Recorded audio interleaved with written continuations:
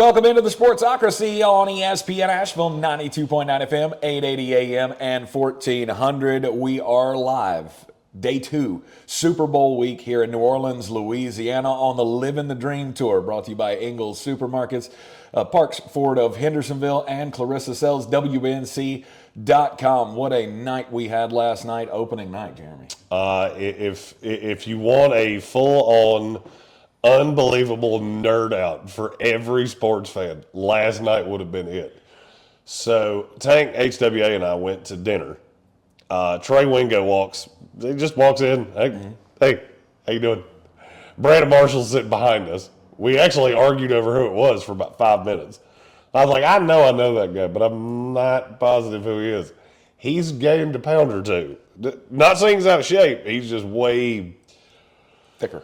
There we go. That'll work. Yeah, bulkier than he was in his playing days. So then we get to the convention center. We get to the stadium, and it's literally a who's who of people. I ran into Annie Ager. Mm-hmm. She is lovely in person. She's as nice a person as I think you could ever expect her to be, and she's just as bubbly as you would think. Oh yeah. I mean, Adam Schefter, Ian Rappaport, every member of the Eagles and the Chiefs, and DeMario Davis was doing some stuff for NFL Network. Jameis Winston threw a cookie over my shoulder. That's going in my Twitter bio. Yeah, I was standing there at the Zach Baun podium, and all of a sudden this guy just kind of walks beside me, and of course he's as tall as Jeremy. He's my height. Yeah, we saw each other. He was kind of just a shadow as he walked by me. I was like, damn, that's a big dude. Oh, look at that. There's old 30 for 30. I have to say this, and I mean it. Yeah. That dude is going to be an absolute media star when he wants to be. Uh-huh. I don't know that he wants to be yet, but if he wants to look at playing in the NFL and go, you know what, getting hit sucks. I can throw dubs, which is what he did last night. Yep. And people will love me. He's like a kid. We were talking about this in the media room last night. He's like a kid in the best way. He just has this youthful exuberance that is really refreshing. I'll tell you another thing that caught me off guard. I didn't think, this is how stupid I can be. I sat down to have a little salad, because the NFL does do a great job of taking care of its people. Mm-hmm. I sat down and I just started talking to these three guys across from me. They didn't respond, so I just thought they were jackals. Then I heard them talk to each other, and the language they spoke and the language I speak were not the same. Nope. You got to be careful.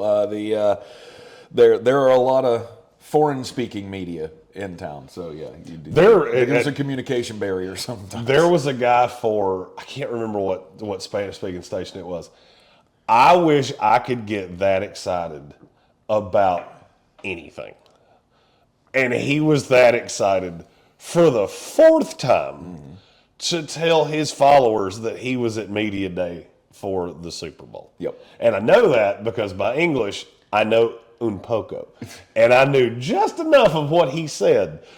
Man, you're awful excited to be doing that again. Yep. It was, he was probably recording different takes. Who knows? Last night was an interesting night because I'd never been here before. I've never been on the ground level, on the field level of a stadium like this. Like it's like stepping into another world. We walked out of the tunnel like, any player would.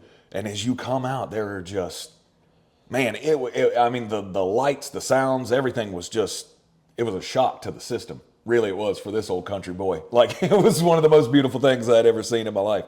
And then, of course, the process of going around the field and interviewing players. You'll see some of that posted up on the YouTube.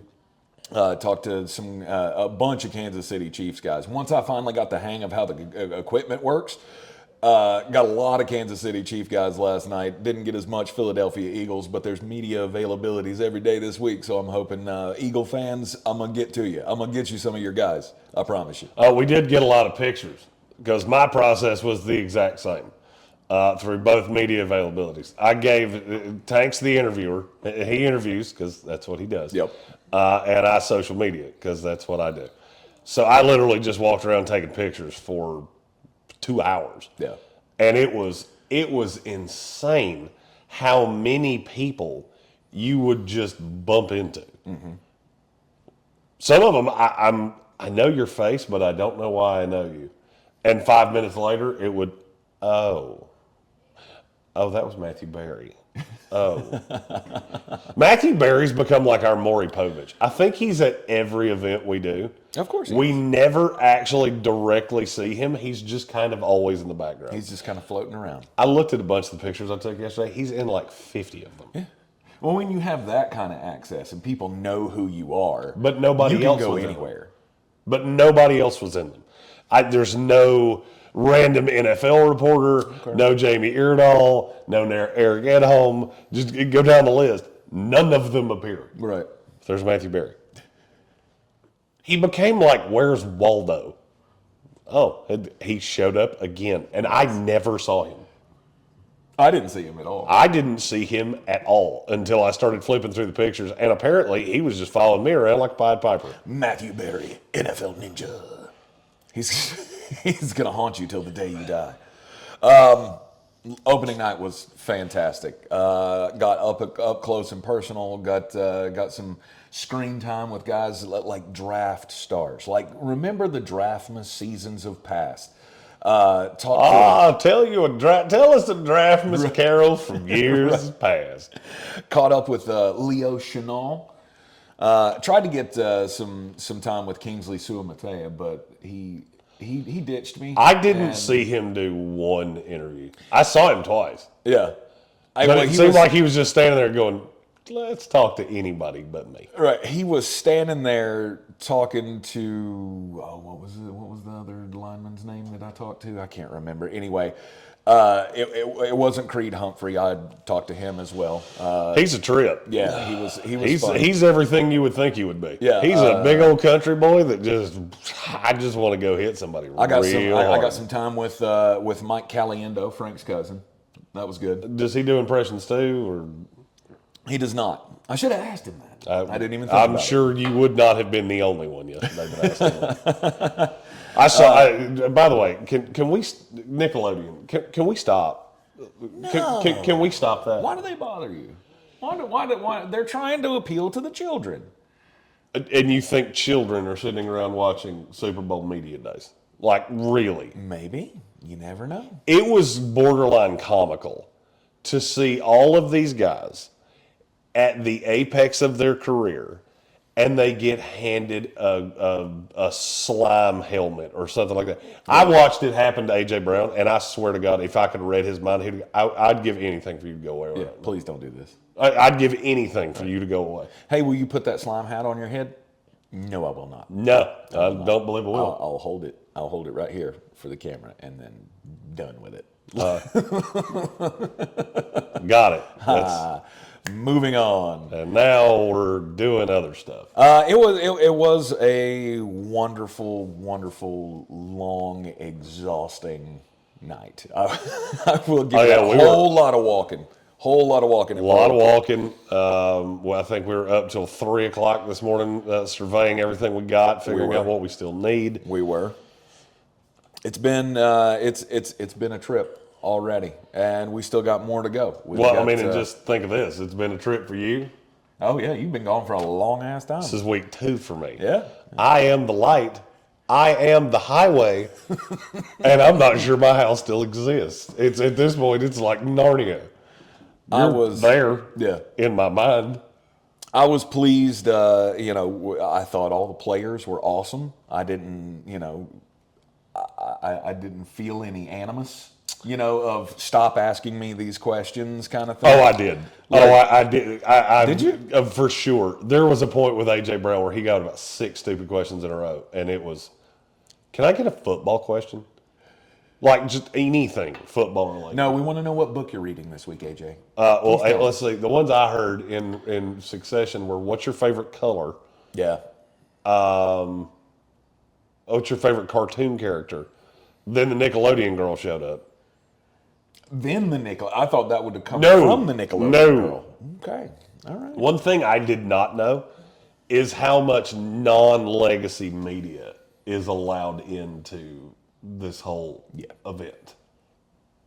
Whole lots didn't realize. Whole lots of podcasters, whole lots of TikTokers. There was a lot of that, selfie taking on the outside, and you could tell. Like, I don't want to say I'm veteran media, but I've been doing this for 20 years, so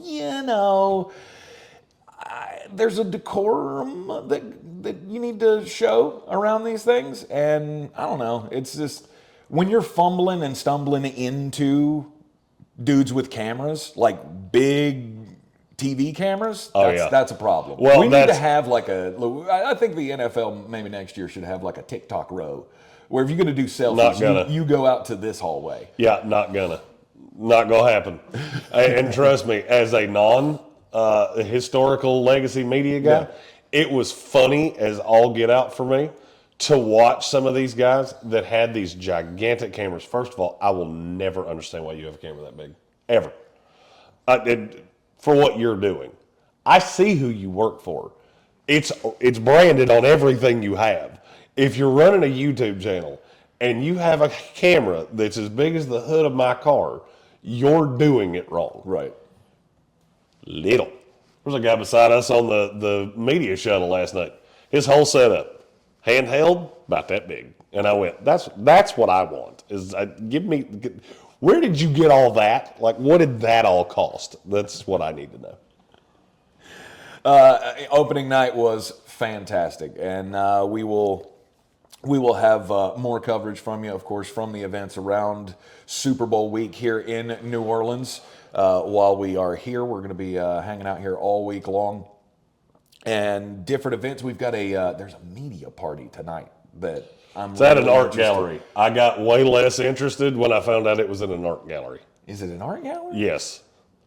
Really? That's exactly what it is. Right. And my interest went from 9.5 to 0.9.5. Just remember though, these are our people, right? The media folks, not really the cultured bunch. I doubt there's going to be art displays and stuff like that. I'm not going to say I've done more of these type of the hobnobby events. It'll be way more of that than you think. Okay. It'll be way more of a wine and cheese crowd than you want it to be. Which, I mean, even though I do have a fresh new do, I'm still not a wine and cheese party kind of guy. I will tell you one thing. There is no way that this man makes it to midnight, because I am exhausted. I think I have walked 17 and a half miles in the last 2 days, and this old boy's body is screaming. So we're going to get some, I'm going to go to the party tonight. I might take a nap before the party. I'm going full old man today. So champion that. I'm for sure taking a nap. There's no doubt. There is a better chance that I take a nap than that I have lunch. I'm taking a nap today. We will get into all of the news around the NFL. We got big news yesterday about Myles Garrett. We're going to dive into that. Was the Deshaun Watson trade the worst trade in NFL history? The Mullet King is going to break that down for us, as only the Mullet King can. We're going to redraft worst trades in NFL history or sports history. Shocking how many of those have happened in the last handful of years. Yeah, coming up in the third hour of the program. Stick with us here on ESPN Asheville, 92.9 FM, 880 AM, and 1400, and everywhere on the iHeartRadio app. Welcome back into the Sportsocracy, ESPN Asheville, 92.9 FM, 880 AM, 1400. We're seen everywhere on the YouTubes, heard everywhere you go on the iHeartRadio app. Live in New Orleans, Louisiana on the Living the Dream Tour, brought to you by Ingles Supermarkets, Clarissa sells WNC.com, and Parks Ford of Hendersonville. Myles Garrett. Why is this so shocking to everybody? I'm really not sure. I'm not sure. I'll just leave it at that. If you're Myles Garrett, would you not be trying to get out of Cleveland? 100%. I mean, I have wasted an all-pro, all-timer, first ballot Hall of Fame career on this dog water program. Like, the Cleveland Browns just continue to Cleveland Brown. Remember when we thought it was going to get better?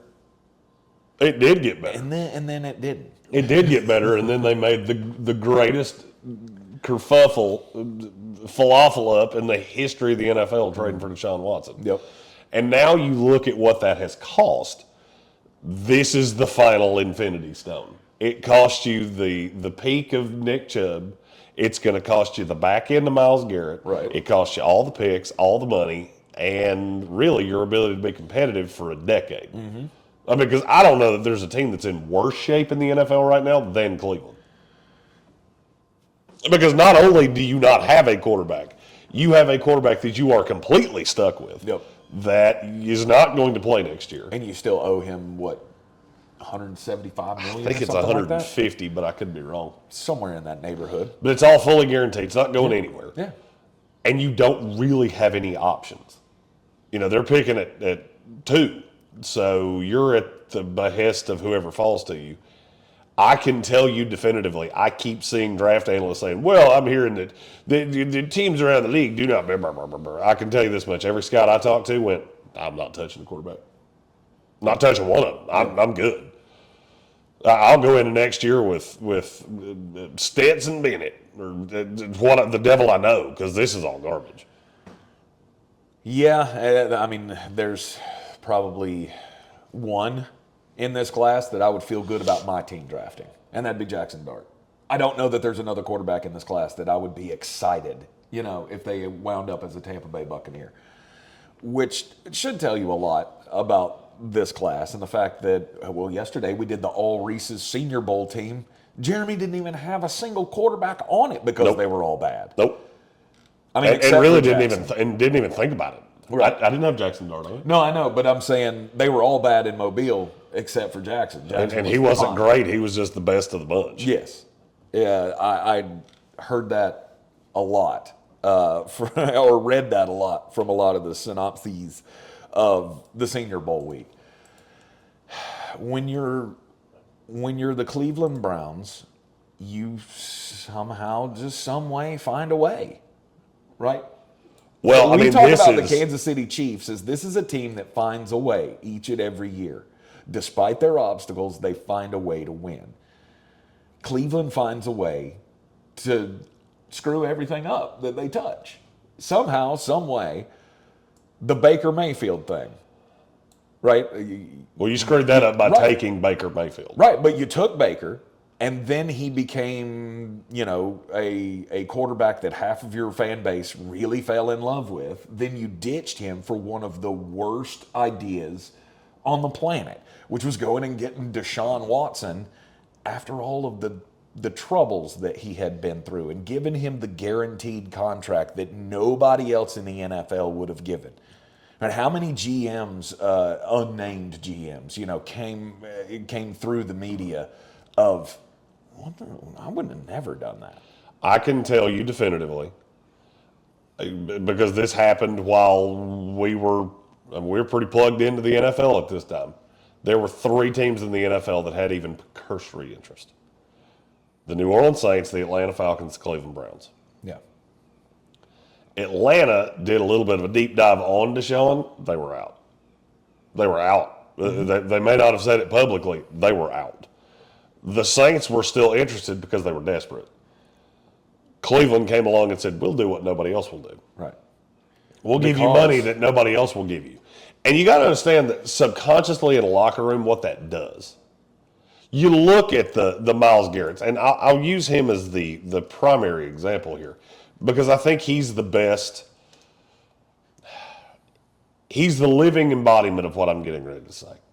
What year was Myles Garrett drafted? Was that? I believe it was 2015, 16?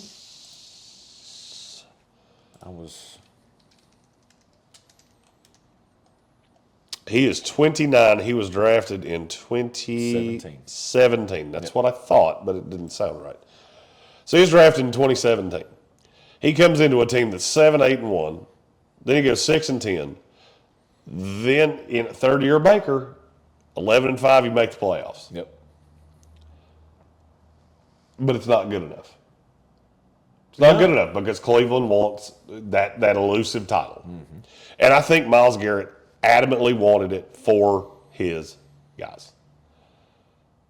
They go 8-9, they go 7-10, and then we bring in the Deshaun Watson experiment.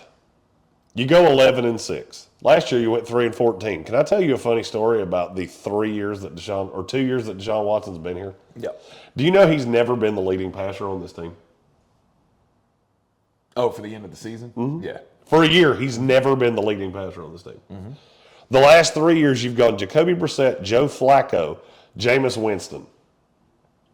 Meanwhile, you're paying the most guaranteed money to a quarterback in NFL history. And you've got a defensive lineman that's probably the best in the NFL. Yes. If he's not, he's two. It's him and Micah Parsons. He's looking at this going, we were built on defense. You tied us to this quarterback. Now the defense is eroding because you can't keep all of us around. And where's the future? Where's the future in this? Yeah. Oh, there's not one. There's not one. Now we get into okay, so he wants a trade. Mm-hmm. Is he going to get it? There are a few impediments that people do not seem to be thinking about. The Browns are $60 million over the cap. Okay. They're carrying over $50 million because they underspent last year by $50 million. So that kind of takes the cap worries in terms of just straight salary cap. That kind of takes that away. But then you get to the dead cap. There's no such thing as a post-June 1 trade designation. Okay. So the way you can cut a guy and say it's post-June 1 and they'll treat it that way, but you let him get back out into the market, you can't do that with a trade. If they trade him before June 1st, it will cost the Browns $36 million this year in a dead cap charge. Do you know how much you'd have to give me for me to eat that? For me to make it make any sense? What? 4 first-round picks? For me to eat $36 million for the best player on my team? I agree it's a lot. That's what I'm saying is it's not going to happen. Right. Now, what could happen is that they wait until after June 1. It turns into a $14.8 million cap charge. Then you carry it over 2 years. Mm-hmm. But you got to wait on the draft picks. So that means you won't have a pick in this draft at all. I mean, unless somebody takes a player and you move them that way, which is super rare because it is not beneficial to do it that way. So you got to wait a full year to pay off Myles Garrett? Yes. How do you think the fan base is going to take to that? Well, they've been sticking around for this. For this long, they'll stick around more. I mean, it's just a constant battle. I can't imagine. I cannot imagine being a Cleveland Browns fan, right? Because this is I can because I'm a New York Jets fan, and honestly, it's but even it's kind of like watching Cheers and Frasier. It's like watching Cheers and Frasier. Yeah, it's one's a therapist, one's a bar, but it's all kind of the same stuff. Right, it's a spinoff. It's all just a spinoff. But, I mean, having to go through what you've been through, if you're a lifelong Cleveland Browns fan, right, that was born after the Jim Brown era, what do you have to celebrate, right? This is not much. Your owners already looked at you and flicked you off and moved the team to another city. Yeah. Then you got the new team. Now you've, all of the things that we know about, and now your best player wants out because you have bungled this thing so massively. And I don't see how anybody survives this. I'm shocked Stefanski's still employed. I've never in my life seen a guy do absolutely less. He's the dumbest genius I've ever seen in my life. Because he keeps getting that, he's an offensive genius. This is almost how I started to feel about Brian Billick towards the end. Yeah. Okay, you keep telling me that, but it doesn't make it so. I can tell you I'm a space cowboy. It doesn't mean I am. Right. And Kevin Stefanski's done absolutely nothing. There's nothing in his resume that says he is an elite offensive mind that even says he's a good offensive mind. And now you're tying this whole team to him and Andrew Berry. And I see where this is headed, which is next year's going to be bad. Mm-hmm. Now, this is where it gets a little fun. If you're Cam Ward's agent, are you not looking at Cleveland going, don't take me? No, thank you. Don't take me. No. I would. Shedeur Sanders, I guarantee you he's already done it. Yeah, no. Don't take me. I have no interest in walking into this sideshow that you're putting out there. I wouldn't want any piece of it. And the funny thing is, the one bad decision you made was Deshaun Watson. It was just so unbelievably bad that it unwound everything else you did. Mm-hmm. Mm-hmm. You never came back. It was always a let's hope. Let's hope this works out. Let's hope he's okay. Let's hope he can come back to form. He never did. He never came back to form. He's been constantly hurt. And now, yeah, you're sitting here facing your face of your franchise. Agreed? There's no other player in Cleveland. Well, I mean, the face of your franchise is Deshaun Watson, whether you want it to be or not. Well, when you say Cleveland Browns, right now, the player that everybody thinks of is Deshaun. Yeah, which is sad. Yeah. Which is real sad because he ain't even playing. He's not going to. No, he's not going to. The sad thing is, did they officially tell him to kick rocks? Did that happen? I remember us talking about that. You got to tell me who they is. The team. Well, no, they can't. I mean, he's guaranteed $160 million. You're not. Oh, sure. Yeah, no, he's in. You can't just boot a guy out of the building when they're going through an Achilles. The NFLPA won't allow you to do it. Yeah, you got to rehab him. So, yeah, I mean, you're stuck with him. Yikes. And you're stuck with him for another year. And there's borderline nothing you can do short of an injury settlement. Yep. And I went down that rabbit hole, I don't know, 2 or 3 weeks ago, of what would an injury settlement look like. It's $8 less than the full tilt, and you have to pay it right now. Oh, really? So, I mean, what's the point? Yeah. Everybody that made that deal needs to be gone. I think everybody in this organization needs to be gone. I mean, because now you look up and down the roster and go, hey, you trade Myles Garrett, who's the face of this franchise? You remember how good we used to think this roster was? And the defense is elite. Who's the face of the franchise now? Ward. Denzel Ward, maybe? A mediocre 28-year-old corner. Is he just mediocre now? Do you realize that in his entire career, he's never finished in the top 10 among corners? In his entire career. I'm shocked. Among grade, he's never finished top 10. And look, he's good. Yeah. He's just, I mean, he's a 5'11" corner. There's nothing physically imposing about him. He's good. Sometimes he's great. Sometimes he's not so great. That's the best player on your team. All right, let me put it this way. Name me another team in the NFL where Denzel Ward would be the best player on the team. Ooh, Tampa Bay Buccaneers. Oh, you mean overall? I was thinking on the defense. No, the secondary. I mean, he's the face of the franchise. Oh, good Lord. There's not one. There's not one. No. As bad as many of these teams are, that kind of tells you everything you need to know. Yeah. He's a great Robin, but he's not the guy you want on the billboard. Right. I mean, trust me, there are a lot of NFL fans. Denzel Ward could walk into their house. They would have no clue who he was. There's one thing the Cleveland Browns have been searching for, and probably since, the 1960s. Identity. And that's hope. They've been searching for hope. We want hope that we can compete, that we can get into the playoffs, and we can make a run for a Super Bowl. And it's never going to happen. It's just never going to happen. It feels a very long way away right It does. It does. We got to take a commercial break. Yes, sir. After we do that, we'll get just a bit outside. Then we'll talk about, all right, if the Myles Garrett thing actually could happen. Let's take the cap liabilities out of it. where would be the fits and how much would it cost? Yeah. You're in the Sportsocracy, and this is ESPN Asheville.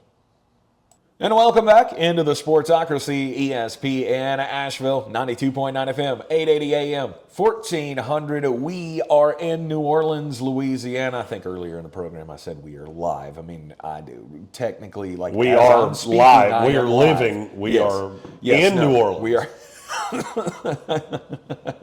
But we are pre-recorded here on the program, so just want to throw that. I mean, out there. based on the clock, I would say right now we're in a Marriott somewhere talking to a bunch of birds. That's right. Media availabilities and such for Super Bowl 59, the Living the Dream Tour, rolling on here in New Orleans, Louisiana. Again, thanks to Ingles Supermarkets.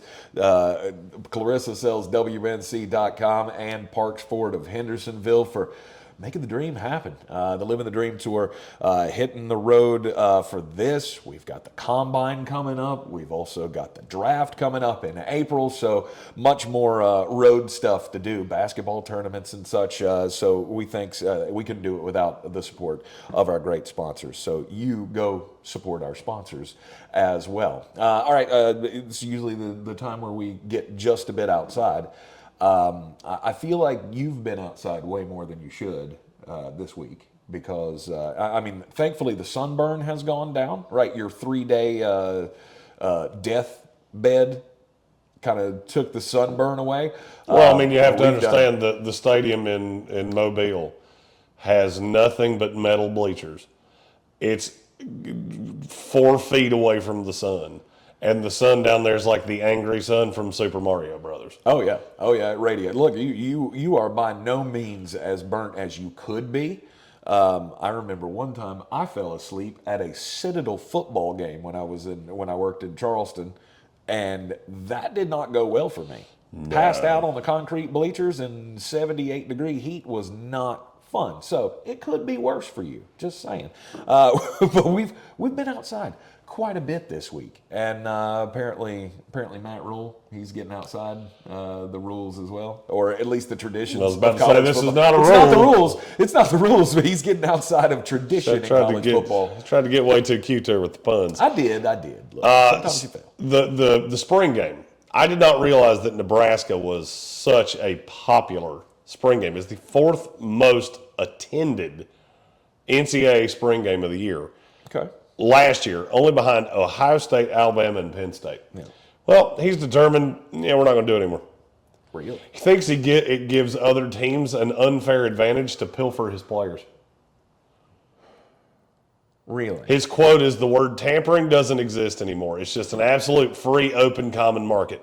I don't necessarily want to open up to the outside world and have people watch our guys and say, hey, he looks like a pretty good player. Let's go get him. You remember when I told you this was coming? Do you remember when I said this, that with the way the calendar's laid out, this kills spring games? Because eventually a coach is going to go, why would I do this? I mean, the spring game is a revenue generator. Mm-hmm. It's costing me more than it's ever going to make me because I'm going to end up having to pay these guys to keep them in school. Right. So just be done with it. Now, I think the spring game is one of the dumbest things we do in the first place. I would agree. I think it is so stupid. If you want to have a big scrimmage, that's fine. Open it up to your boosters. Mm-hmm. That's fine. Don't show it on ESPN. I mean, look, and we got the letters on the door. Well, I don't understand why we want to show it on ESPN. Because we're starved for football, and it gains an audience. You will get eyeballs for Nebraska fans, for Big Ten fans. I've never really gotten the spring game thing as far as the draw to it, like the black and red game at Georgia, the blue-white game at Carolina. Like, I'm not interested. I'll see what this team looks like in the fall. Yeah, I want to see what you look like against teams that aren't you. Yeah, exactly. I don't get much out of it as a fan. But I could see how Nebraska, this would be a big deal. Right? Because they live and die with Cornhusker football. Actually, Cornhusker sports in general. Right? This was the same place that drew in, what was it, like 1 million people for a volleyball game. Yes. They drew almost 60, it was 63 452. Right. For their spring game last Other year. than the shucking season, the spring game is probably really high on their list of things to do this year. I mean, depending on who you are, and Easy. it's always. It never stops. Last year after the spring game, Nebraska had 6 guys enter the transfer portal the next week. Yeah. He said, I dealt with a lot of people offering our players a lot of opportunities after that. So you go out and bring in a bunch of new players and showcase them for all the other schools to watch? Doesn't make a lot of sense to me. Yeah. That's what I was saying 2 years ago. There are so many traditions in college football that you need a governing body to say, no, this doesn't make sense. I mean, if you guys want to transfer in a year, okay, there's nothing going to stop that. Opening up a portal after the spring game is one of the top 5 dumbest things I've ever seen. Well, I mean, school's out, right? That makes the most sense to me to open the portal. Why do you do it again? This is the 3rd time it will have been open. Well, see, I don't agree with. I don't No, agree it's with the one previous window. ones. No, it's one window. Well, you got to have one in the you're branching across semesters. No, I mean after the spring game, that's the middle of March. You're right in the middle of a semester. Why do I need? What in the world do I need an open transfer portal for right there? For what purpose? Well, because you have the summer break before the summer practice. Okay, then open it up in the summer. That's where I don't want a guy. That's where my head's at. I don't want a guy that's. I don't really want one open in the summer, to be honest with you. And this is what the coaches association, the college football coaches association, this is what they're fighting for. We want one portal window in January after all the bowl games. Done. And I'm going to be honest with you. If you can't make a decision of I want to transfer in that one window, I mean, you can only buy health insurance 2 weeks out of the year. But we have to give college kids 7 weeks of opportunity of whether they want to transfer or not. That's dumb. If you want to transfer. Now, I think there should be limitations on it, but everybody's told me I was stupid, and now we're looking around going, hey, who's your favorite player? What school's he on now? 3? Right. There's also that little problem that college athletics has, which is the college, right? You've got a class schedule to follow. Nobody cares. Oh, all the things I that is understand. ever brought up to me about this. I understand. Like college football fans, we don't care. They don't care. But the NCAA does. And I had a discussion about this with a national college football writer. Right. Probably about a year ago. We had talked for 30 full minutes before anything about classes and getting into school, the acceptance process, enrollment, before any of that was even mentioned. Yeah. Because it just matters so little. All right, we might put lipstick on the pig and still say, oh, well, they're in school. No. No, they're not. Some of these guys never stepped foot in a class, so it's really hard for me to say. Right. They're doing virtual. They're doing. It's just. It doesn't matter. But that's why this gets so clunky to me. No, it gets clunky because the NCAA does not want to lose again, and they think anything they do, they're going to get sued and they're going to lose. So they just roll over and die. It's what's killed college basketball. I mean, I hate to say this as a guy that's on a North Carolina Tar Heel basketball network. Ooh, hey, did you remember that Carolina and Duke played on Saturday? Because we didn't. Yeah, we didn't. Because we were dealing with football things. Right. The game was an absolute blowout anyway. I watched half of it. It was ablution. I don't care. I don't care. I don't care about 7 guys that play at Duke for 1 semester. I don't care. I don't care about a group of Carolina guys that, I mean, the team's not any good. I'm sure Jones Angel would disagree with me, but they're not any good. No, he wouldn't. They're not well coached. This roster was not well constructed. But I mean, that's the biggest rivalry in college basketball. I'd kill to know what that number is. It'll come out today at some point. Oh, I'll let it be known tomorrow. it's not going to be pretty because there are a lot of Tar Heel fans like me that went, this is going to be a blowout. I'm not even going to start watching this game. And I'm pretty sure it went just as I said it would. Every time I checked the score, it was Duke's up by 23. I Why made are a- they not up by more? I made expected more. I made a bunch of people in a bar a considerable amount of money because they were all, hey, we can gamble down here. And I went, hey, you can gamble on sports down here? Do yourself a favor. Duke minus 12.5. It's free money. Yeah. I mean, short of some guy walking up going, hey, you want $20? It will be the freest money you've ever had in your life. 12.5. The one I saw was like 20. And yeah, that makes sense. 20.5 was live. No, okay. The opening, that was the live bet. Yeah, the opening bet was, as a matter of fact, it might have been 11.5. That's dumb. Because Vegas thinks that every Duke Carolina game will always be close. Well, because of Duke and Carolina. Well, exactly. It's that the records don't matter in rivalries. Records matter when you have talent and cohesive talent. And right now, Duke's got that, and Carolina does not. But anyway, where I was headed with that was down a super rabbit hole. It was. College basketball faced a lot of these same problems 4 years ago. And if you remember, Seth Greenberg sat right in front of us and said, if we don't get out in front of this, we could lose this sport forever. Well, you have. He was 100% right. Mm-hmm. You didn't listen to him. Mm-hmm. Be very careful. Just thinking, it'll be fine. It's a college football. It's too big to fail. We'd have said the same thing about college basketball 5 years ago. Sure. For sure, we would have said it 10 years ago. Where are you at now? Mm-hmm. How many college basketball games you watched this year?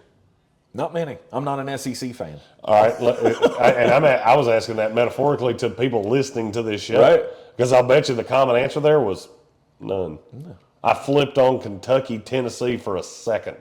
I flipped on Duke, Carolina for a second. Yeah, because that's what people are doing. Mm-hmm. And trust me, the television ratings bear that out. Yep, no doubt about it. All right, back into the NFL news here. Myles Garrett, where's he go? I mean, if the trade could happen, if the trade gets pulled off, they do eat the $36 million in dead cap or whatever. What's the fit? I mean, there's one that makes more sense than anybody else because they got a ton of money and a big need for a pass rusher. The Washington Commanders. And that could make that quite interesting. I mean, I can't find one that makes more sense. No, but I look at the teams that have a need, right? Atlanta's always needed a need, but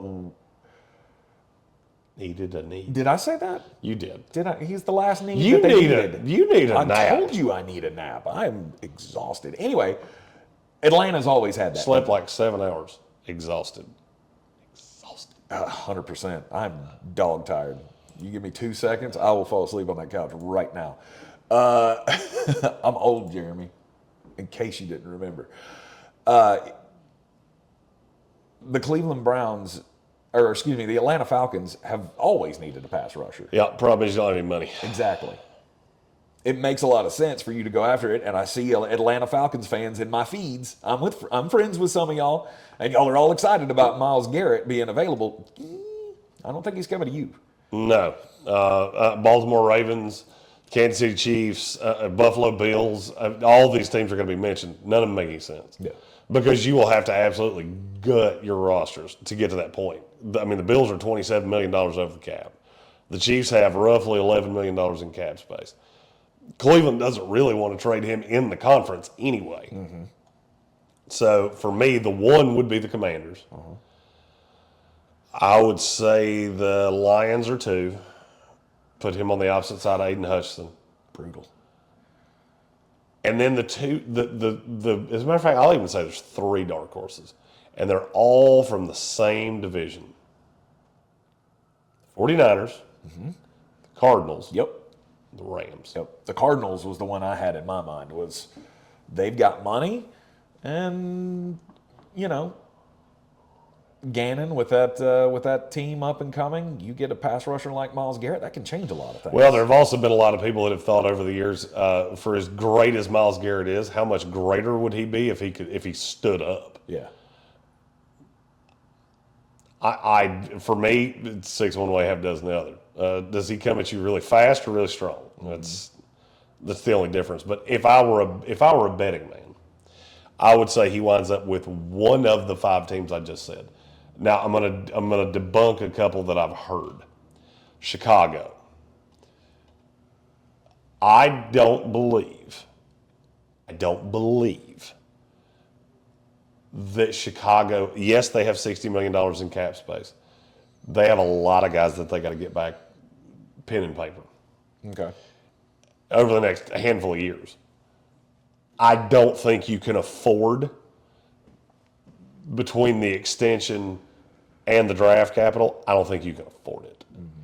Mm-hmm. This is a special, it's either an all-in move or it's you have a lot of asset and you're willing to put all of your asset into this one player.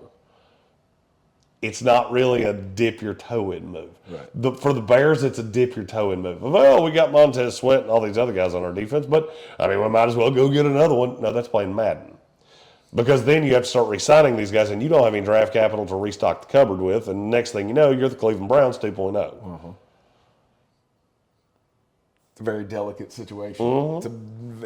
It's a balancing act that you have to figure. Is the money and the capital that you give up going to be worth having Myles Garrett in age, 20? Did he just turn 29? Anyway, he's almost 30. The guy's almost 30 years old, and he just turn 29. And he is a freak. He's an absolute freak. And how long do you have to commit to that? There's a lot of questions to ask. Well, I mean, the question is, are you mentally prepared to give up all of this? Mm-hmm. Contracts, all of the things.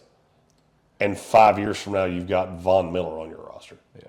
Von Miller's one of the greatest pass rushers we've ever seen. Mm-hmm. He had a couple of injuries. He was borderline completely irrelevant for the Buffalo Bills. Yes. You would forget he was on the team for a month at a time. Mm-hmm. That's what happens to 35-year-old pass rushers.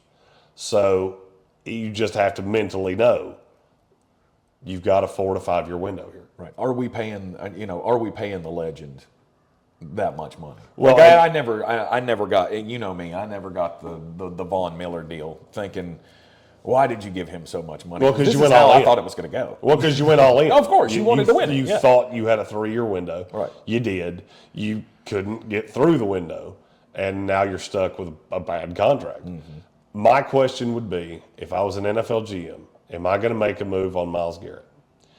The question is very simple. Can I win a Super Bowl with him? Can I win a Super Bowl without him? If the answer is no to both, I'm out. Right. If the answer is yes on both, I'm out. Mm-hmm. What I'm looking for is, no, I can't win one without him, but I got a shot for one with him. And that's, for me, it's the Detroit Lions, Washington Commanders. Yeah. You need that kind of impact pass rusher on the opposite side of Hutchinson in Detroit, and just one in general in Washington, because you got to look at what that's going to do to the back half of that defense as well. Mm-hmm. Those are the two answers for me. And I have a funny feeling it would be Washington if he's actually moved. Myles Garrett has requested a trade from the Cleveland Browns. I didn't really hear a lot of people talking about that last night at Media Day. That's because they were too busy asking A.J. Brown what his favorite color was. There was a lot of that.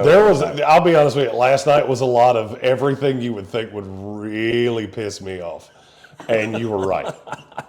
There's a lot of people, a lot of we'll say influencers, yes, that thought their space was more valuable than mine. One dude found out the hard way.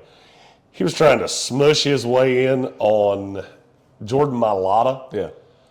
And so you got all these little media guys. And I mean, look, Tank can attest to this.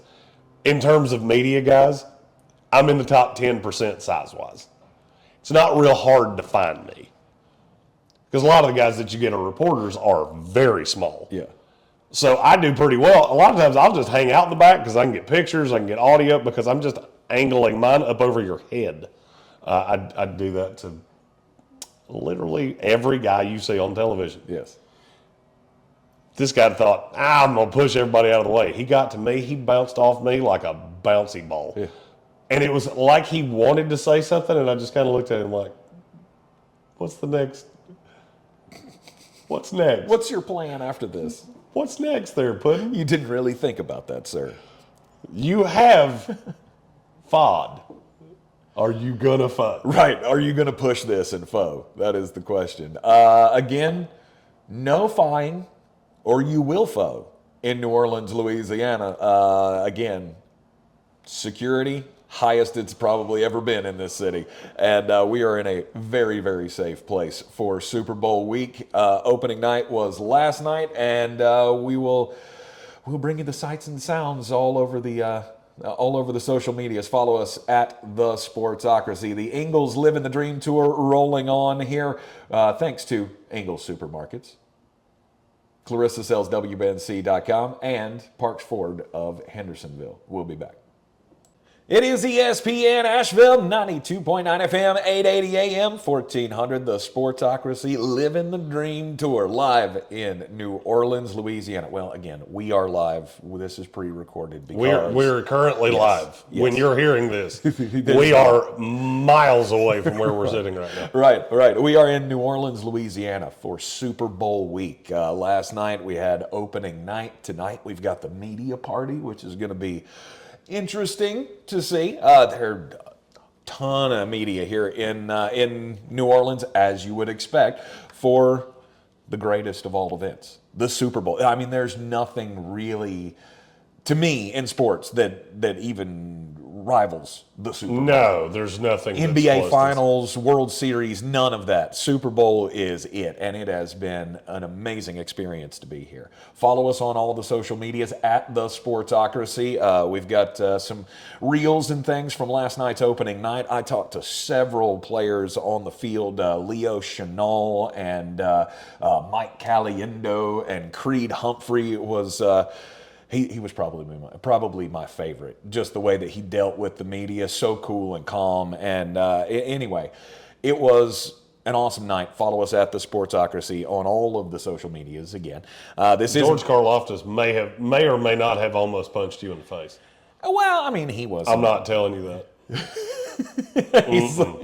I asked him. I said, "You got something for this offensive line?" And he was like, "I'm not sharing my secrets with you. I'm really not going to do that. Whoever you are, strange little frog-looking man, why don't you go away, go back to Asheville, wherever the hell you're from, let me play football, and stop talking." Yes, listen, little turtle man. Turtle man. 92.9 FM, 880 AM, 1400. Of course, you can hear us everywhere on the iHeartRadio app. See us live, or see us on the YouTubes, not live, obviously. Super Bowl week. We're going to go through and give you the breakdowns of every position, right? Position group against position group. Today, we'll start a little light. Special teams. I feel like this might be the biggest advantage that Kansas City has in this game. Okay. They have the better returner. Just using your eyes. Uh-huh. I mean, I get it. There are a lot of guys that can return kicks and things like that for Philadelphia.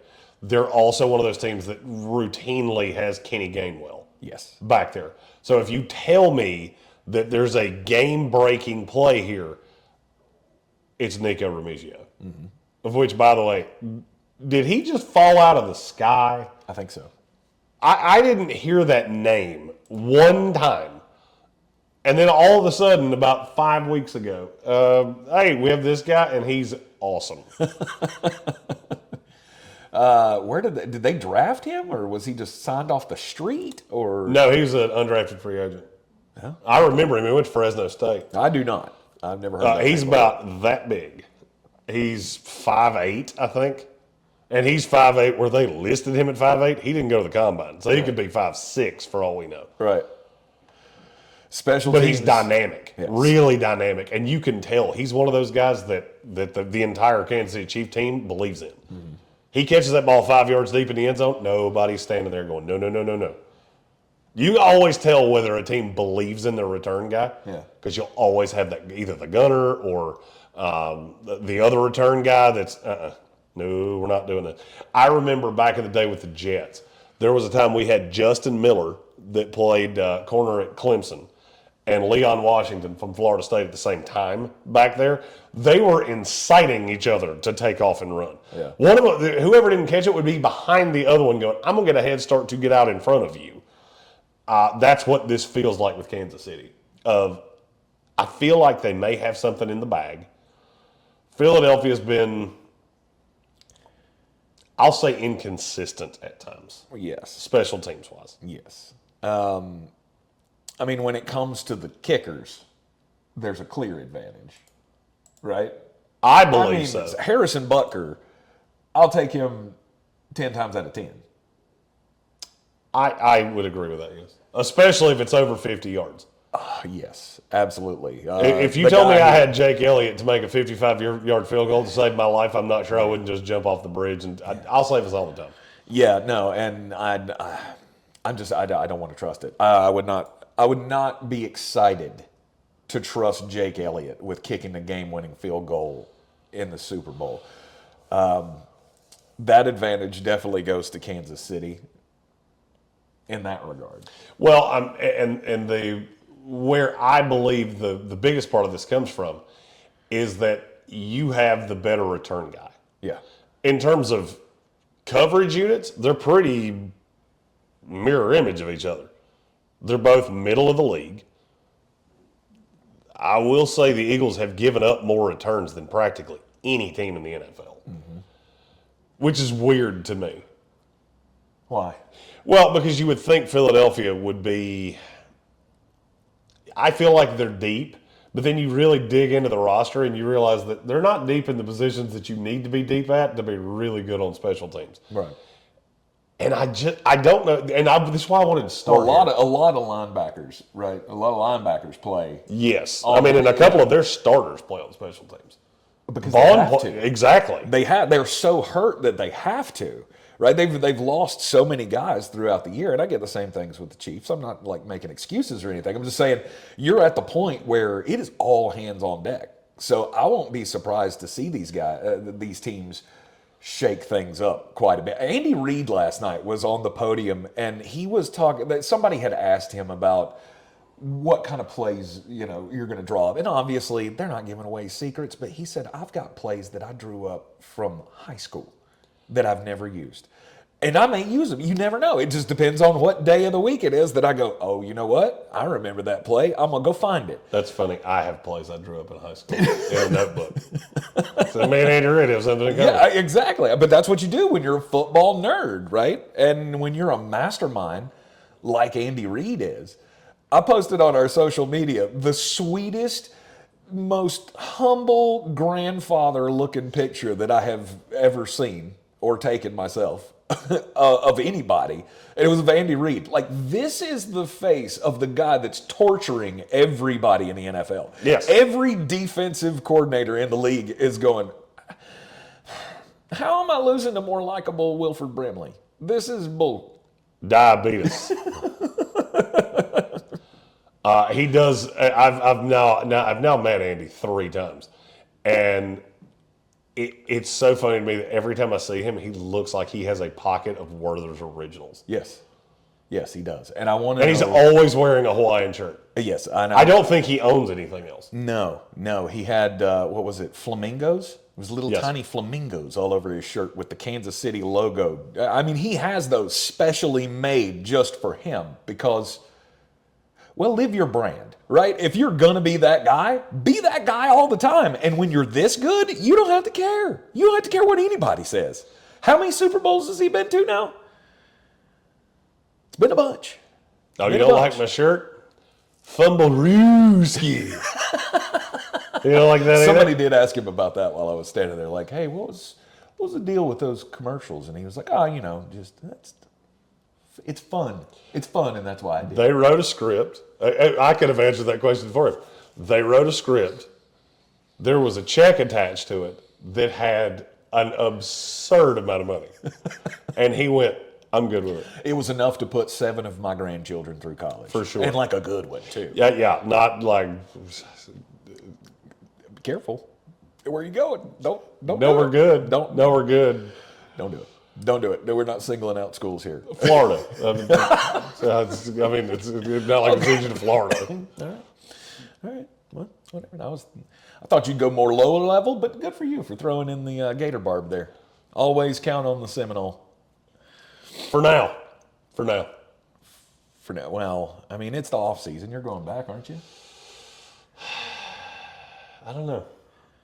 Hadn't decided. Left home, looking for something new. Yeah, it's feeling. It's not good. No, it's not. This is feeling like New York Nick. Yeah, 20. you're stuck. Huh? You're stuck. This team's stuck. Oh, it's not even just stuck. It's just I don't like you. It's hard for me to buy your stuff. And now I'm looking around at Thomas Castellanos going, I don't think that's going to do it for me. But we'll talk about that more in the offseason. Yes, indeed. So, any more thoughts on the special teams of these two? Well, the other place that I think there is a huge advantage for Kansas City is the punters. Braden Mann is fine. He was a Jet, so I know this guy incredibly well. And I have that's another side of the special teams coin. If you told me there was a punter that had that kick, that it was just mistimed and something went terribly wrong. Booted off the side of the foot. It's Braden Mann for sure. Yeah. Matt Ariza is, we called him Kick God for a reason. The punt god. I heard both. So the reason is that he doesn't necessarily have all that much touch, but he's got a cannon leg. I think he led the NFL in punts that led to touchbacks. But I'm okay putting you at the 25. What I don't want to do is shank one off the side of my foot, which he just never seems to do. Right. Braden Mann doesn't do it often. I'm just telling you from a Jet fan, a fan of a team that actually drafted him, just know it's there because I've seen him do it. Mm-hmm. Mm-hmm. Oh, well, I'm glad we started here because, special teams, while it gets ignored, is a very important part of the game. That's where, an entire Super Bowl can turn on a special teams play, as we've seen in the past. Seen multiple. Right? You're not gonna have the surprise onside kick like we had in the New Orleans Indianapolis Super Bowl. I think it's funny that you can't help but mention that because it angers you so much that you can't surprise onside kick. And literally, you brought up the last time that was really relevant. Sure. Which was 17 years ago. Mm-hmm. Yeah. It's the greatest special teams play in Super Bowl history, other than sure. Devin Hester's kickoff return to open the Super Bowl. I would take that. Over. That was awesome. It's up there, but I would take that surprise onside kick. That's the greatest Randy Marsh have your huevos in a wheelbarrow moment in Super Bowl history, and it's not even close. Yeah, no doubt. But that's the thing. If there was any team that would try to pull something off like that again in the Super Bowl, do you not think it would be the Kansas City Chiefs and Andy Reid? I don't think they have to do that. You want me to tell you the reason? Number one reason that I think Kansas City's so successful, they take a handful of shots a week. Mm-hmm. They're never done. Never. And that's just not really the kind of thing Andy does. Andy I'm going to line up and beat you. Yeah. I'm going to outsmart you. I'm going to outthink you. I'm going to outwork you. And so, no, I would have actually gone the other way. I would have thought it would have been Sirianni. Okay. All right. He doesn't strike me as the creative type, I guess. No, he does strike me as insanely aggressive. Aggressive, and he does strike me as desperate. Right, if you're down, depends on how the game's going. If you're down and you get to that point where we can't lose again, we need a spark play. Did you see Jameis Winston ask Nick Sirianni where he should go in free agency? I did not. He was standing right beside me when he did. That's the funny thing of this is that you see all of these videos where guys have asked questions and they have big production teams, so you can really hear what they asked. He was standing right beside me. I couldn't even hear what he asked him. Yeah. He asked Nick Sirianni where he should go in free agency. Solid. That's a solid question. Did Nick have any advice for him? Not really. Yeah. And Nick was, I think, so caught off guard because he asked it like he was a pool reporter. Yeah. He was like, Coach, Jameis Winston, Fox Sports. Where should I go in the offseason? Yep. And Nick just went, well, you're good. So you should sign. Not here. I really felt like that was what he was trying not to say. Right. Well, it's not going to be here, right. But we're not interested. So, somewhere else. If you want to go to the Giants, that'd be ace. Go for it. But Whatever you want to do. Yeah. Big fan. You're doing a great job, Coach. Yeah. All the highlights here from Super Bowl week in New Orleans here in the Sportsocracy on ESPN Asheville, 92.9 FM, 880 AM, and 1400. The Living the Dream Tour brought to you by Ingles Markets. Clarissa sells WNC.com and Parks Ford of Hendersonville. We'll be right back. It is ESPN Asheville, 92.9 FM, 880 AM, 1400. The Sportsocracy is on the road in New Orleans, Louisiana, Super Bowl 59, Super Bowl week. It is amazing down here. The weather's been awesome. The people have been awesome. The traffic. People are friendly, are like Southern hospitality friendly. Oh, yeah. I was not expecting that. I was not expecting, you go ahead and cross the street here, buddy. I'll stop even though I don't have a stop sign and let you cross the street. They're very nice to pedestrians around here, and I get it because a lot of their money comes from the tourism business. It is an experience, and we are glad that you are on the ride with us here. Follow us at the Sportsocracy on all the social medias to see all of our content from opening night last night at the Caesars Superdome. I had never seen something. The Superdome hit me different than seeing the Mercedes-Benz Dome. I don't know why. I guess I don't know why. I don't know why. I'm not saying it's better. I guess it's been around a lot longer. It's like you're in history. Like there's stuff that's happened in this building, right? Mm-hmm. There is history-making things that have happened in this building. Hurricane Katrina, right? We talked about the Superdome a lot during Hurricane Katrina, as it was the largest shelter in New Orleans. It was just, I don't know, it was just a really cool feeling being in that building where so much has taken place. The LA Rams are talking about trading Cooper Kupp, Jeremy. What are they going to get out of a 31-year-old wide receiver? Well, if they don't deal with his contract, absolutely bupkis. Because do you know what he costs right now? He has a $20 million salary in 25. Okay. It's a $7.5 million roster bonus, $12.5 million base. Okay. It's almost 20 again in 2026. Mm-hmm.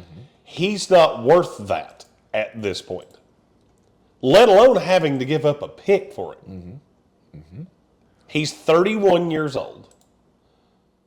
He hasn't played a full schedule in 3 years. Mm-hmm. He's missed 5 games or more in every single year for the last 3 years. This is one of those times that you've come to the end of the road. And you don't want to acknowledge it, mm-hmm. but it's really over for both of you. They don't want you back. I would wager he probably doesn't want to be back. He might love Sean. He might love Matthew Stafford. They're going in a different direction. They got young guys. They got Jordan Whittington, Demarcus Robinson that they really like, and that doesn't even include Puka Nacua, who has just clearly superseded him as the one. No doubt. What is he worth? If the Rams ate half the salary, I would say he could get a conditional 5. That's about what I was thinking. It's hard to trust a guy that was never all that fast in the first place. Uh-huh. That is very obviously a step slower. Mm-hmm. Over the last 3 years, he's averaged 10.6 and 10.8 yards per catch. That's not just bad. That's almost hard to wrap your brain around bad. In his prime, you were talking about 14, 13.4, 12.4. Those were the good years. He's not that guy anymore. Now, as for who could have an interest in him, there were 2 teams that came to my mind immediately. Okay. Cincinnati Bengals, Zach Taylor. Okay. Atlanta Falcons, Zach Robinson. Okay. You're going to have to get somebody that runs that system that has that role for him that does not currently have that guy. Jacksonville Jaguars, Liam Cohen.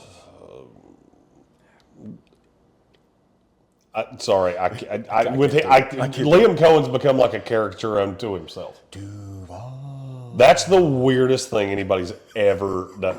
And it was, I've never seen somebody go Dr. Douchy quite, because it was almost like he thought they would be impressed. Oh, yeah. Like he came to the press conference, Duval, and he's like smiling like, nobody? No, I would have. Why is nobody doing? I would have actually given him a little bit more credit if he'd have been that excited about it. Oh no, he was excited about it. I've watched it numerous times. This to me was more just like, I don't know.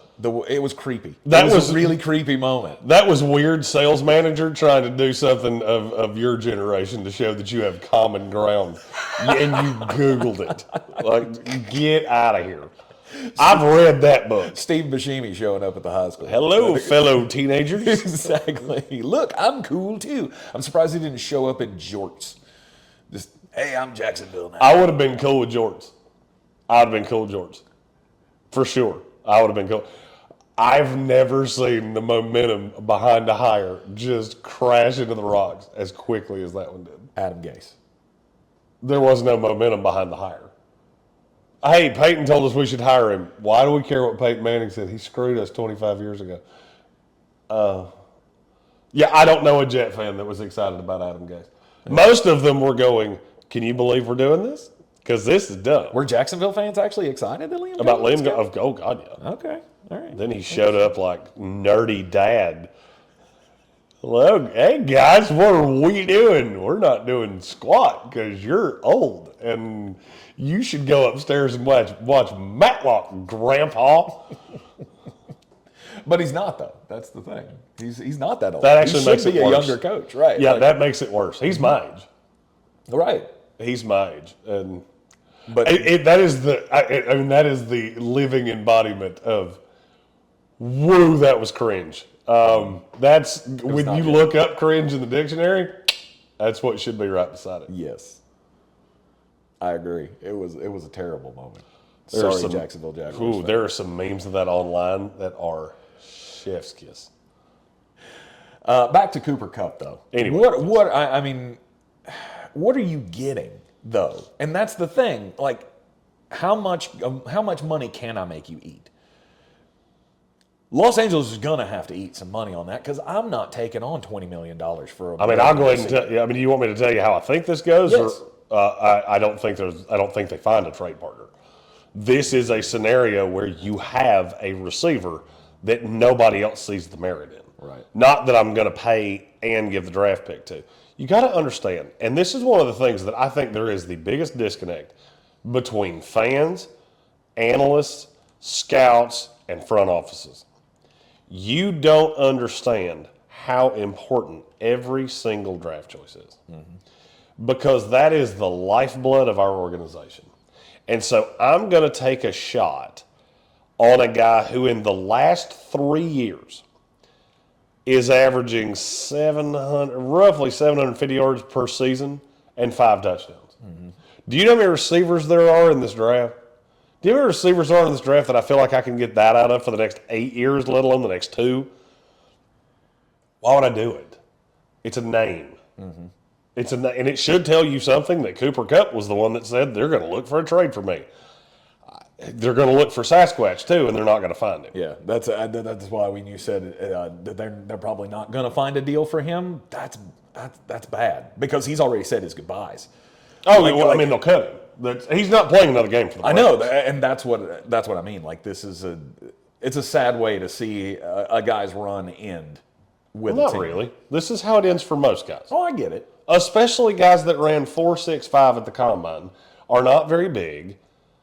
And you get to this point of your career, injuries have taken over, your ligaments have given out. Yep. Cooper Kupp was never going to be some 15-year veteran. It just wasn't going to happen. If you remember when he came out of Eastern Washington, there were teams that had red flags on his medical in 2017. Yes.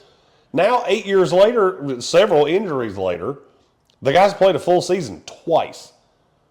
What is your worth? Your name's worth a lot. You'll be a legend in LA for the rest of your life. And Absolutely. You'll be able to do cool things after your career. But in terms of your playing days, the longer you hold on to this, the worse it's going to get. Mm-hmm. This will be Chad Ochocinco playing for the New England Patriots. You remember that? Because I do. It weren't good. It was not good at all. He kissed Nick Sirianni on the cheek yesterday. It was weird. I didn't like it. Chad Ochocinco. Yeah, I didn't see him. I did. Interesting. Cooper Kupp had his time, right? He had that flash of the Triple Crown season, right? And it was the Triple Crown season, right, that got him the big contract. Yes, that's 2021. 145 catches, 1,947 yards, 16 touchdowns. Right. And you just haven't he hasn't lived up to it. Right, when he's been on the field, he's been good. He's barely done that since, combined. Yes. And touchdown-wise, he's eclipsed it by in 3 years. You're just not that guy. You're a low-end 2 on most good teams. You're a high-end 3 on most good teams. And look, Cincinnati, I think they would have interest in him. I think there are a handful of other teams, if he was a free agent, and I'd go get him for $2 million base guarantee with $1 million escalators for playing 4, 8, 12, 16 games. That's what this deal's going to look like. Yeah, one of those I'm deals. going to protect myself. Yeah, one of those deals that we have to end up explaining of, okay, so he's getting up to $10 million. I call those parenthetical tweets. Okay. Anytime that you have to use parentheses in a tweet 3 times, it means it's too convoluted and nobody cares.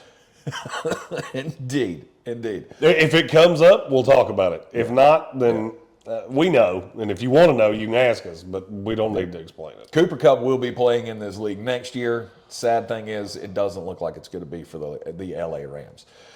And who knows if they work a trade or not. You're in the Sportsocracy. This is ESPN Asheville. I do. Or not. Or not.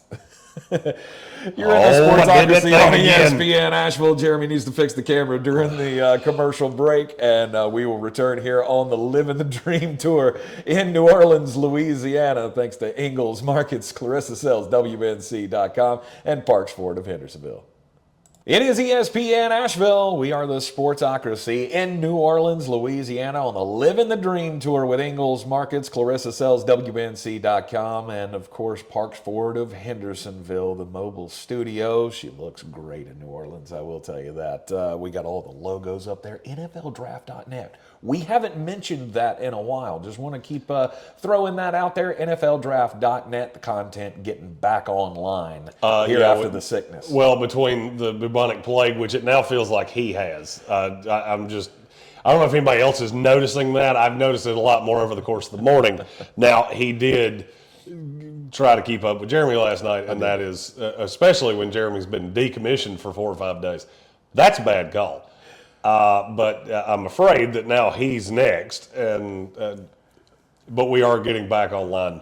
Yes. It's just a lot. It's a whole lot of content. It's a whole lot of stuff. It's a lot of everything. Yes, so. yes. The NFLdraft.net team is on it.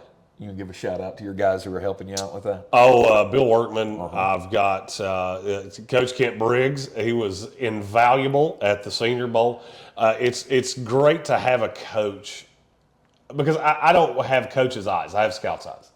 And it was funny that Coach and I, we bandied back and forth about that of, we see similar things, but we see them in different ways.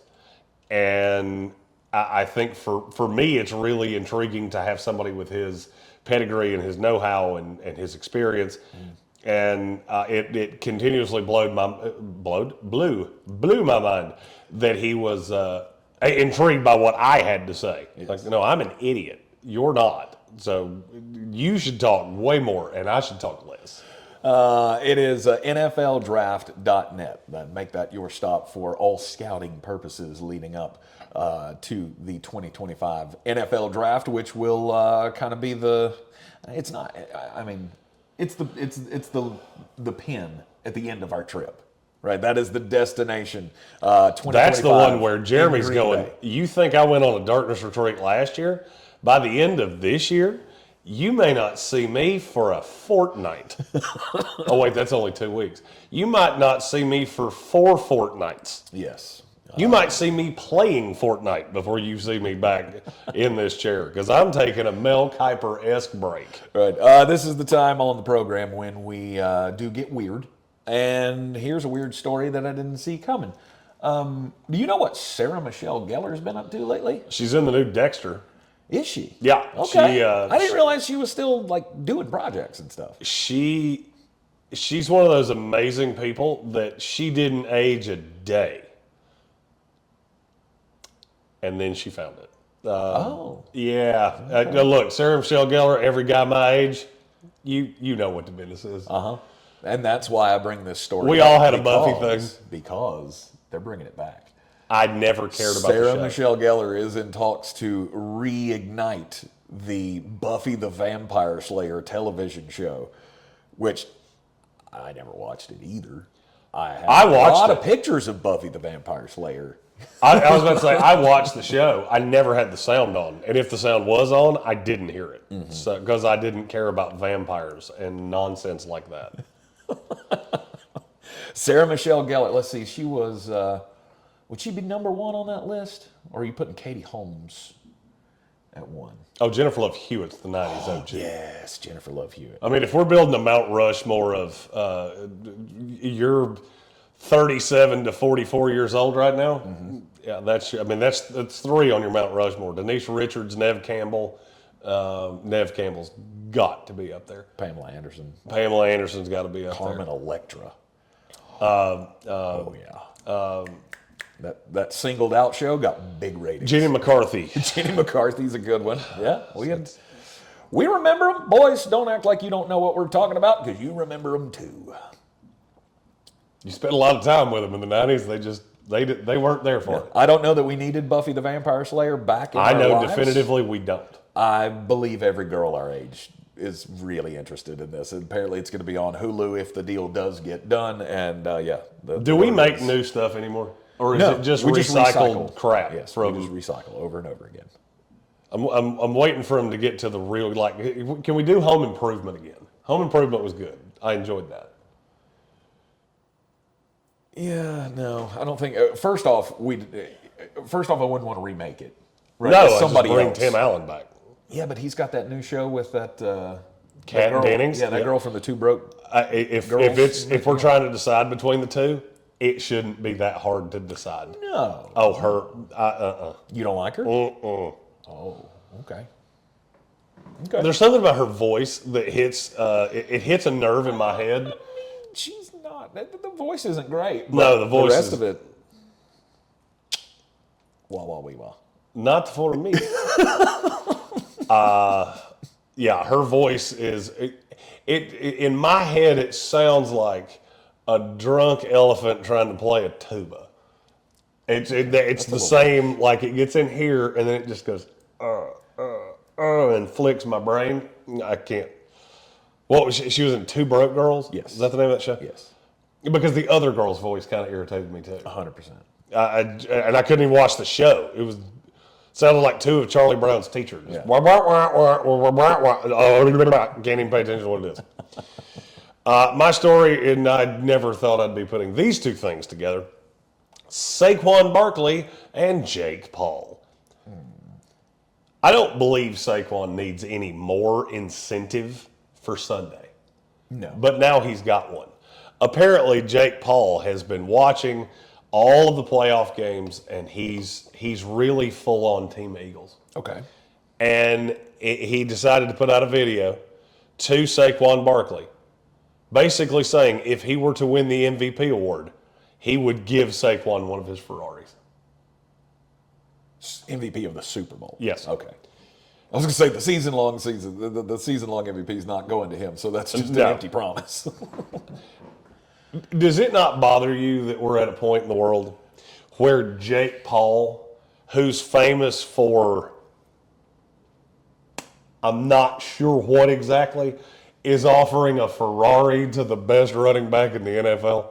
I mean, the guy has more money than God. Which is, I mean, he's made billions of dollars on the YouTube stuff, and then there's the Prime Company, and then there's the boxing career and the pay-per-views, and it's. Jake Paul makes me want to start my own YouTube channel where I just impersonate Razor Ramon all day. Ayo, me and Kev were in the back. Yep. Just do it for. I'll just do it until I find a shtick that works. Or a Christopher Walken channel. That would be solid. I would. Oh yeah. narrate somebody's life as Morgan Freeman. I tried to decide if I should go to the grocery store or maybe stop off for a cocktail at the corner bar. I would rather watch that than anything involving one of the Paul brothers. I'd take that back. I actually do enjoy the other one. Logan in WWE. I love watching him wrestle because he's got moves. He's like Kofi. He's pretty Kofi good. Kingston. And Kofi was not bad. He's He very was fine. athletic. Yeah, but that's all you've got. Makes the good, but it looks good. You missed the Royal Rumble because you're on the side of the road in Alabama. I did. So Logan Paul, excuse me, he did the Kofi Kingston spot this year, where he gets dumped over the top rope, but he lands on the announce table, and then he has to hop back to the ring without touching the floor. Yeah, I saw that and I went, okay, WWE career shark, jumping it, because that's where your career goes to die. When you're that novelty guy, bye. Bye-bye. Because you get squished like bug. Okay. I mean, I feel like they're all novelty guys in the Not WWE. like that. Not like that, where it's some shtick. I mean, Kofi Kingston did that for, 8 years? That was his whole thing, is he's going to come in and he's going to wind up outside the ring and he's got to get back in. And he landed in a chair one time and he hopped up back to the ring. Okay, I missed all that. Yeah, you said things I'm you sad would. that I missed it. You said things you would rather watch than any YouTube content from the Paul brothers. Yeah. I would rather watch a blow by blow of my first 2 marriages, a retrospective of where it went wrong. I would rather watch Kathy Bates narrate 50 Shades of Grey, adding her own personal commentary. Don't do that.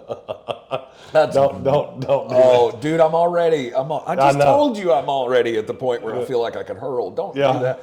Yeah. Because Kathy Bates, I mean, she reminds me a lot of my mom, and when you talk about crap like that, it just starts pitting up. And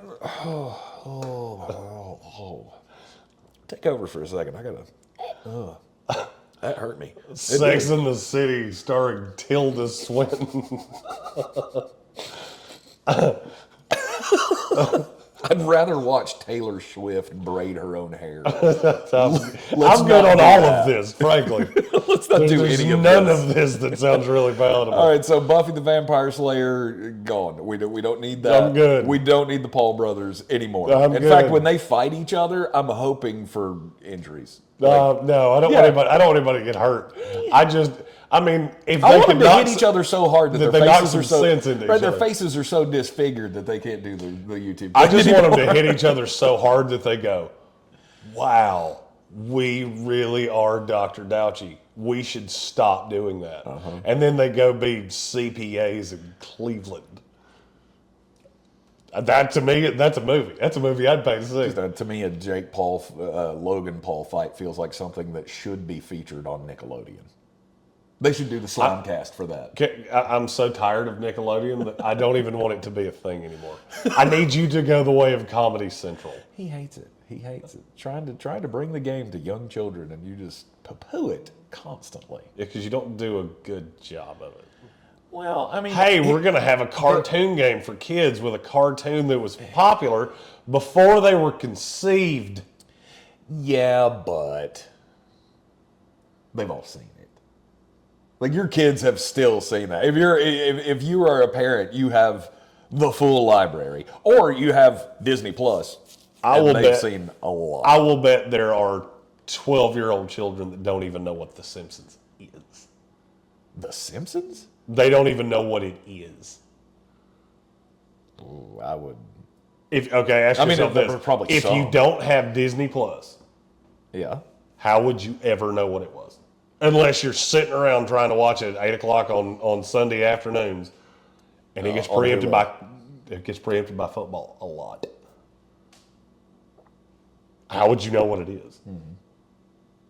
It's irrelevant. It's not like you're just going to be flipping channels and go, "Hey, look. Hey, Ma, Simpsons on. It's Cletus, the slack-jawed yokel. Some folk will never lose a toe, but then again, some folk will like Cletus, the slack-jawed yokel." See, I know that, but I'm old. Right. All right. So, now what? Jake Paul giving Paul. a Ferrari to Saquon Barkley. Yeah, that's just... And just really, really, the world's it's a scary place. It makes my head hurt. Yeah.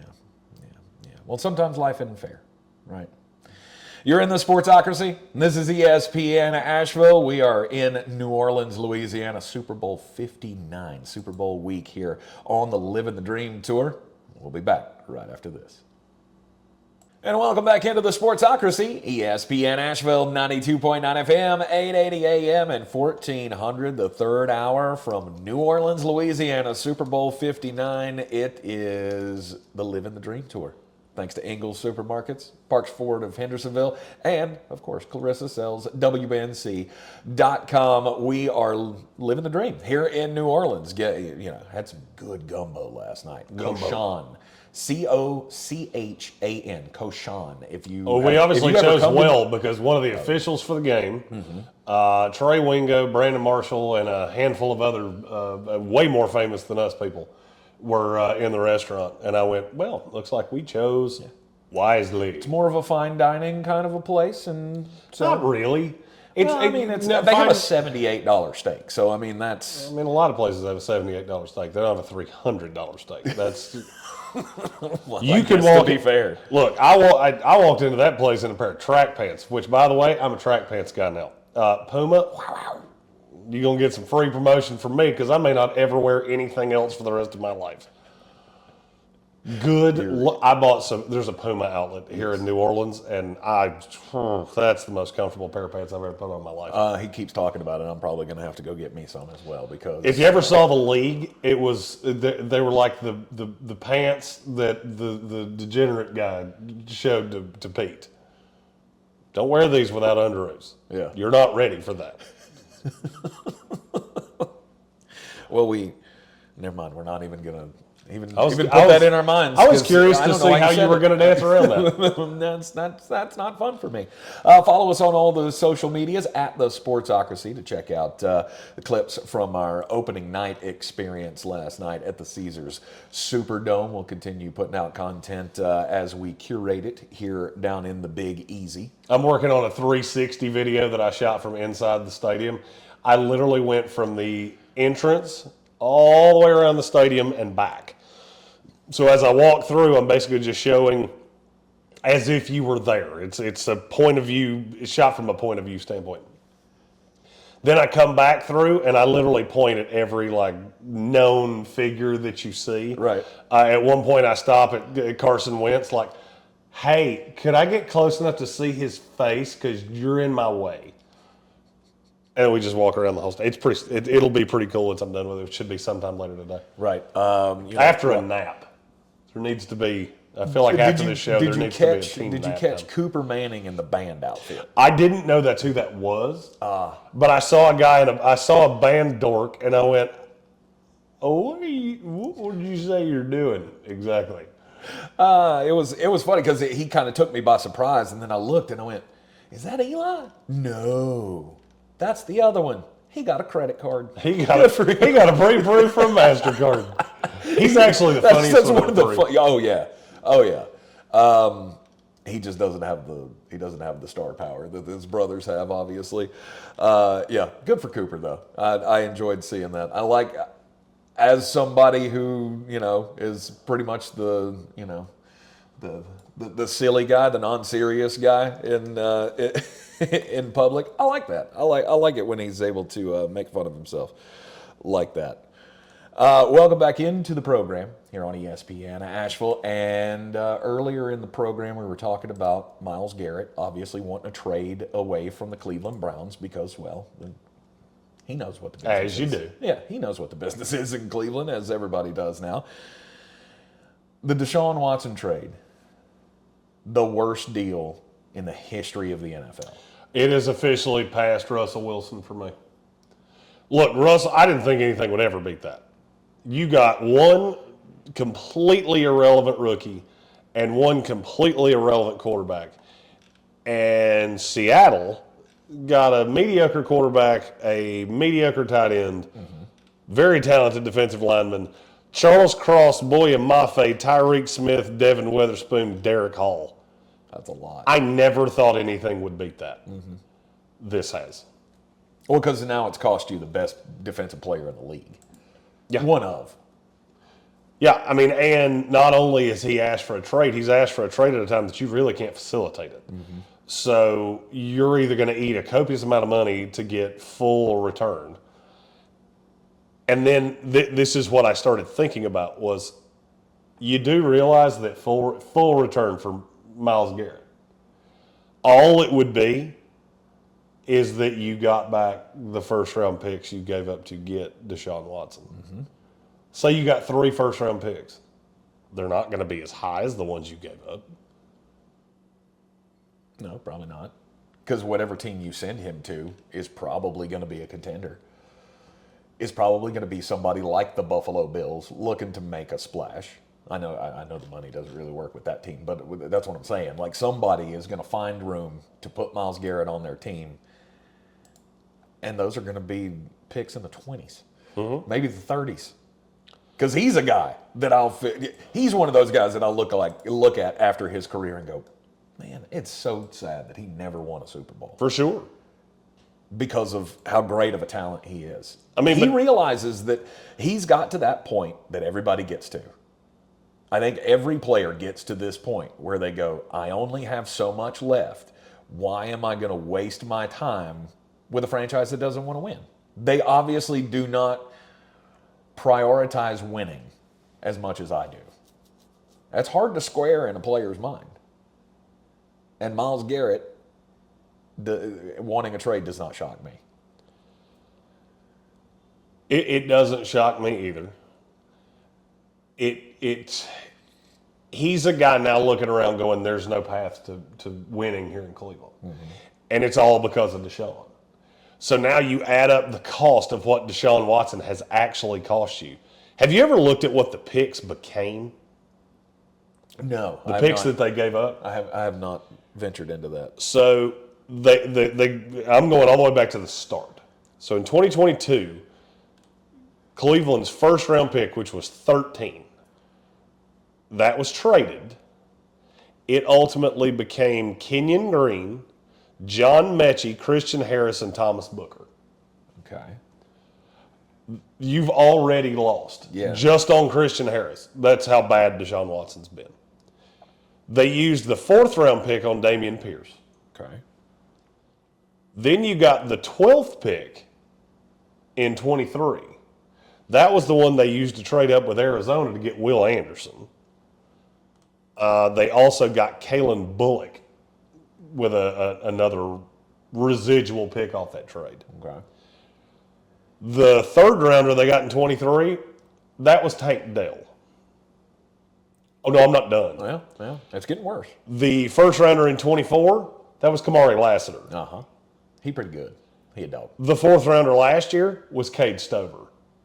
Oh, and by the way, when they traded your pick to go down and get Kamari Lassiter, the extra pick that they got was the pick they used to get Stephon Diggs. They built a whole roster off of a quarterback that they did not want. That nobody wanted. New Orleans did. Well, I mean, Atlanta halfway did until they didn't. Right. You were in the bidding war. Carolina peeked her head in and went, hey, y'all good? I mean, we're not in, but No. you good? And you gave that much up and basically gutted your franchise. Now, here's what it got you. You've now lost, I will say, other than Jim Brown, the best player in your franchise's history. Because I don't see how you resolve this.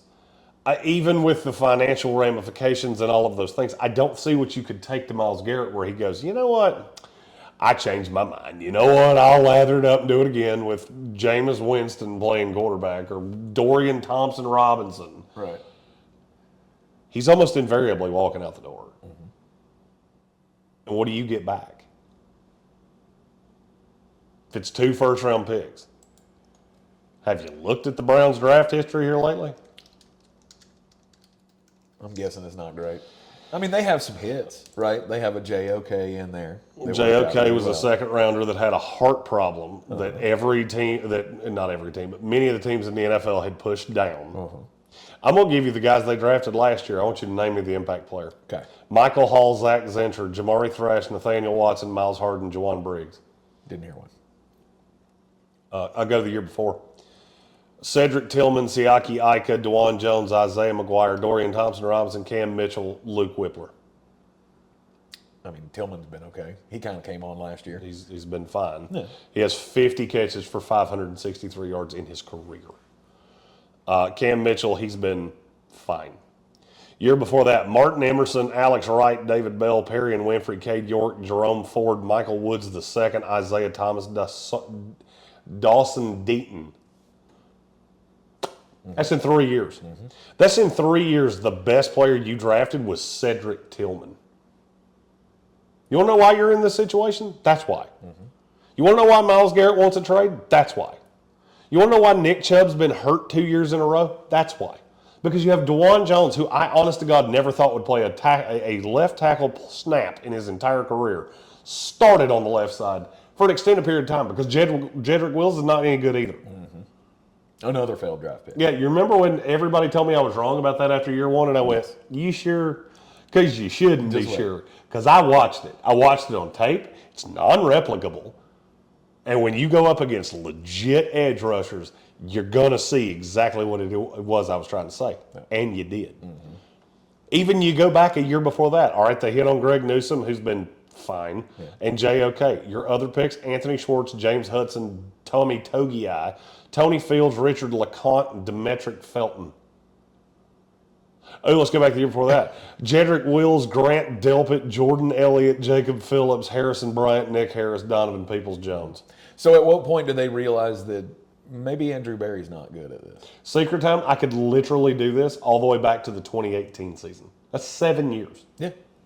That's 7 years of you have been so unbelievably god-awful at this that you have taken this team that got kind of Houston Texans lucky of they played really good defense. Jim Schwartz made the defense really good. Now you've crashed the defense out.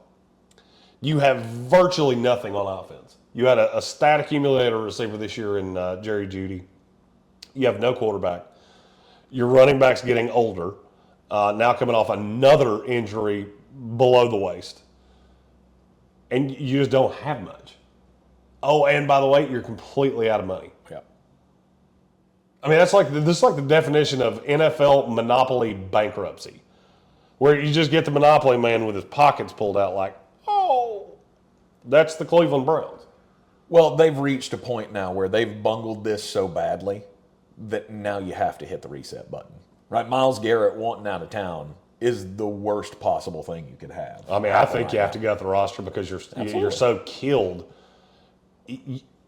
The way good NFL rosters are built, and I'll use the two teams that we're here with right now. Look how many guys the Philadelphia Eagles and the Kansas City Chiefs have hit on in round 4, 5, 6, 7. Did they contribute year one? No. Did they really contribute year two? Maybe a little bit. They played some special teams.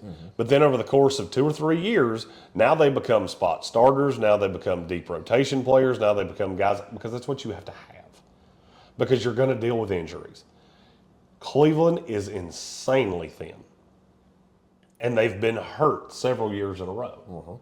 This is why we spend months upon months at the draft, on draft prospects, because it's the lifeblood of the league.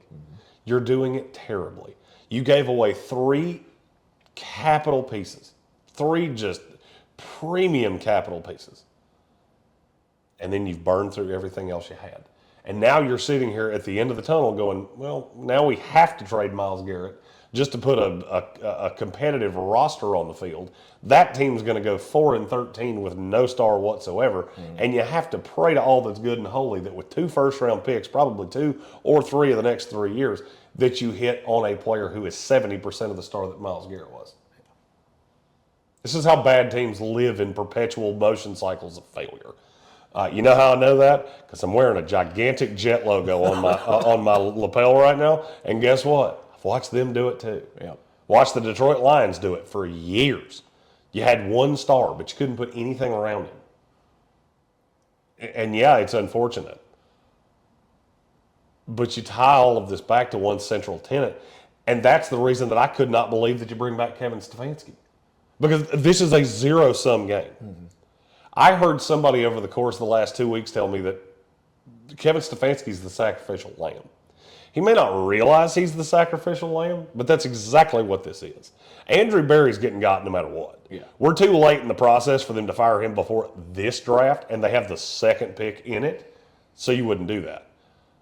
But you'll go into next year knowing damn well that you're not going to win more than 5 games. And you fully plan on cleaning house. Mm-hmm. And don't be shocked if Stefanski doesn't make it 8 games.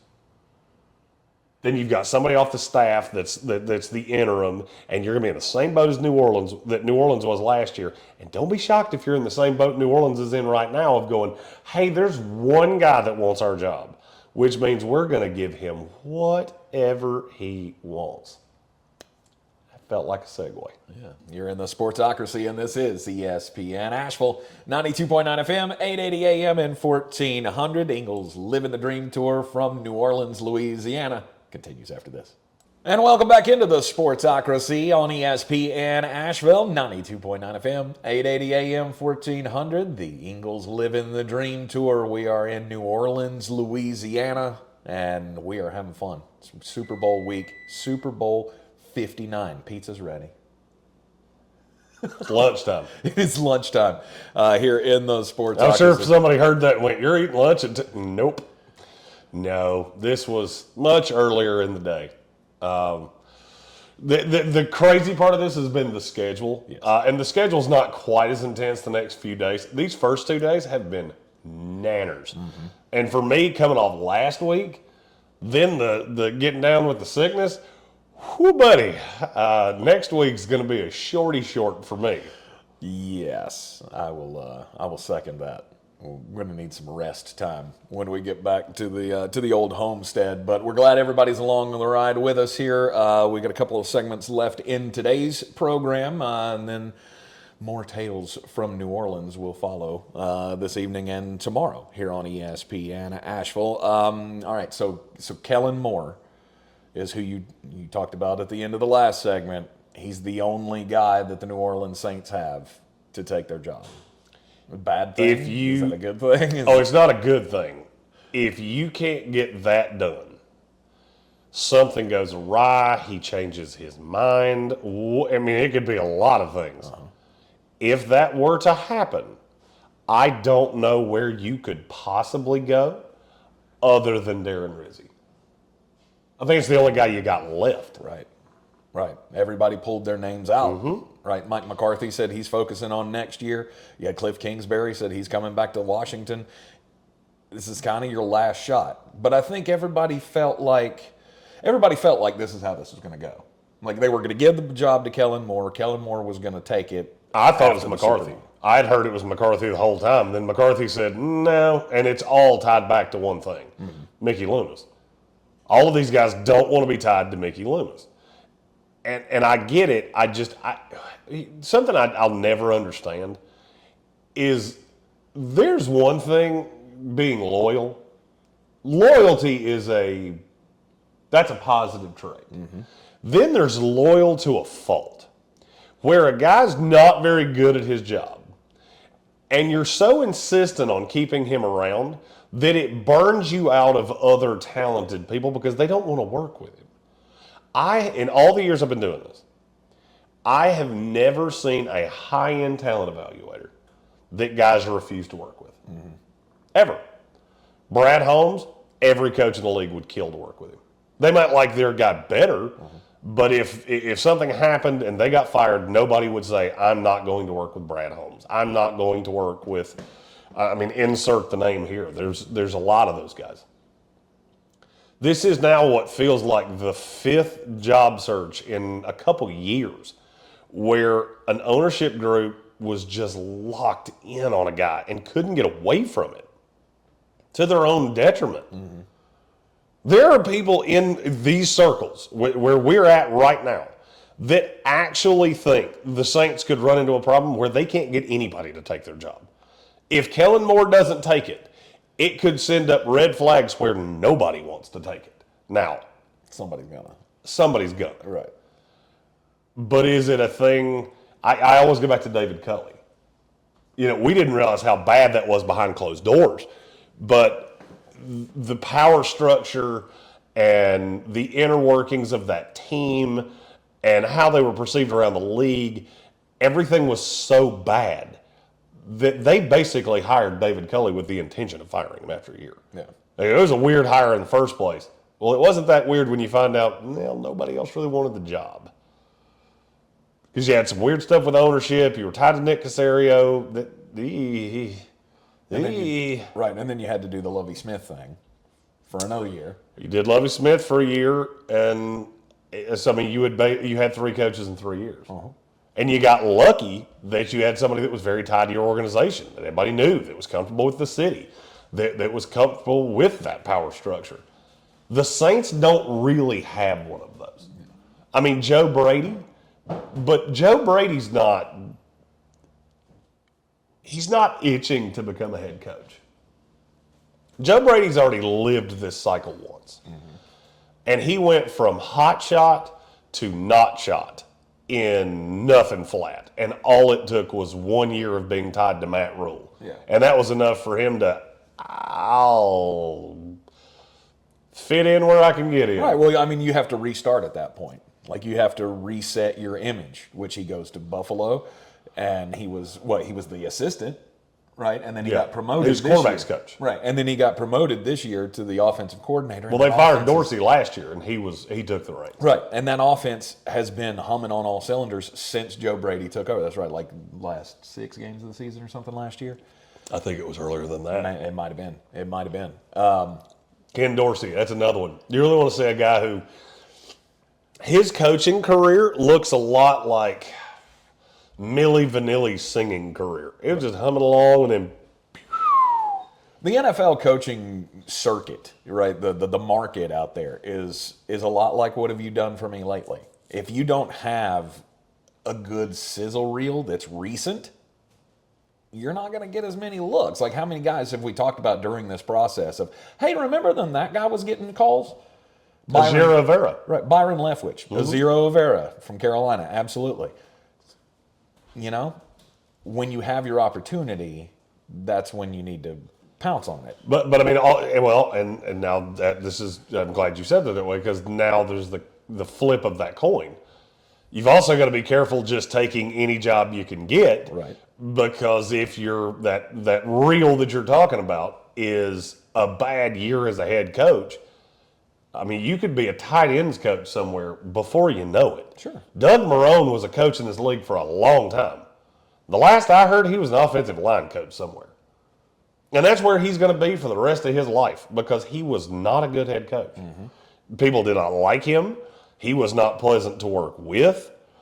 And there just wasn't a whole lot of positive. So you got to be careful with that. Now, I don't think the Saints are in as bad a shape as everybody else seems to. Okay. The cap situation is an absolute unmitigated nightmare. And has been for 8 years? That to me, if that's why you're afraid of Mickey Loomis, of he's been doing this just to keep himself employed. Yep. I get it, because he'll keep doing it. And you're going to put me behind the 8 ball every single year, and I'm just going to have to keep duct taping this together the best I can. The Saints have been the most duct taped together team in the NFL for almost a decade. Uh-huh. Because you never wanted to crater out. Almost invariably, you're going to.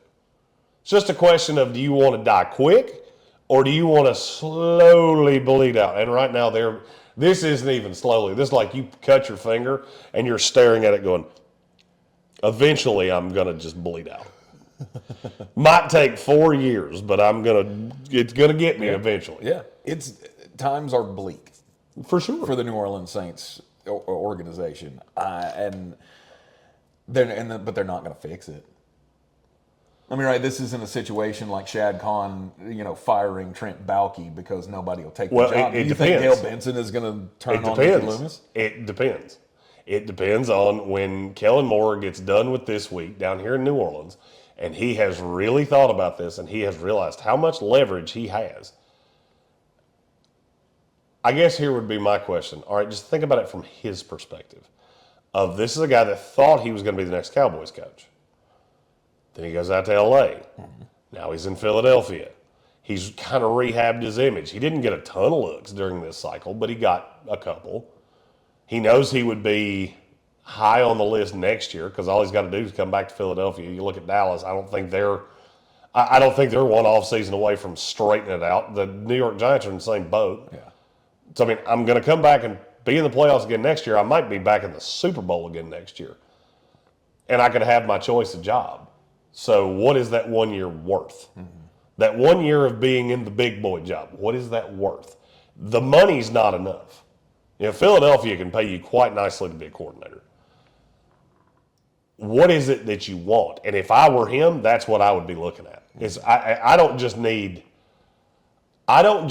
a schematic. I need a full-on plan. I need you to tell me what this is going to look like from the top down of what you need from me each year. Because there are certain things that are just not realistic. If you're thinking 3 years from now, I'm going to be 11-6 and in the playoffs, and if I'm not, I'm out of a job, then I'm not interested. Right. Because with what you're giving me right here, that's borderline impossible. Do you believe that is the expectation of the New Orleans franchise? I believe teams that refuse to crater out would rather live in mediocrity than fade into obscurity. And I've seen a lot of these teams over the Atlanta Falcons have been one of these teams in large part for many, many, many years. You see the writing on the wall. You missed the window. You were really good, but you were never quite good enough.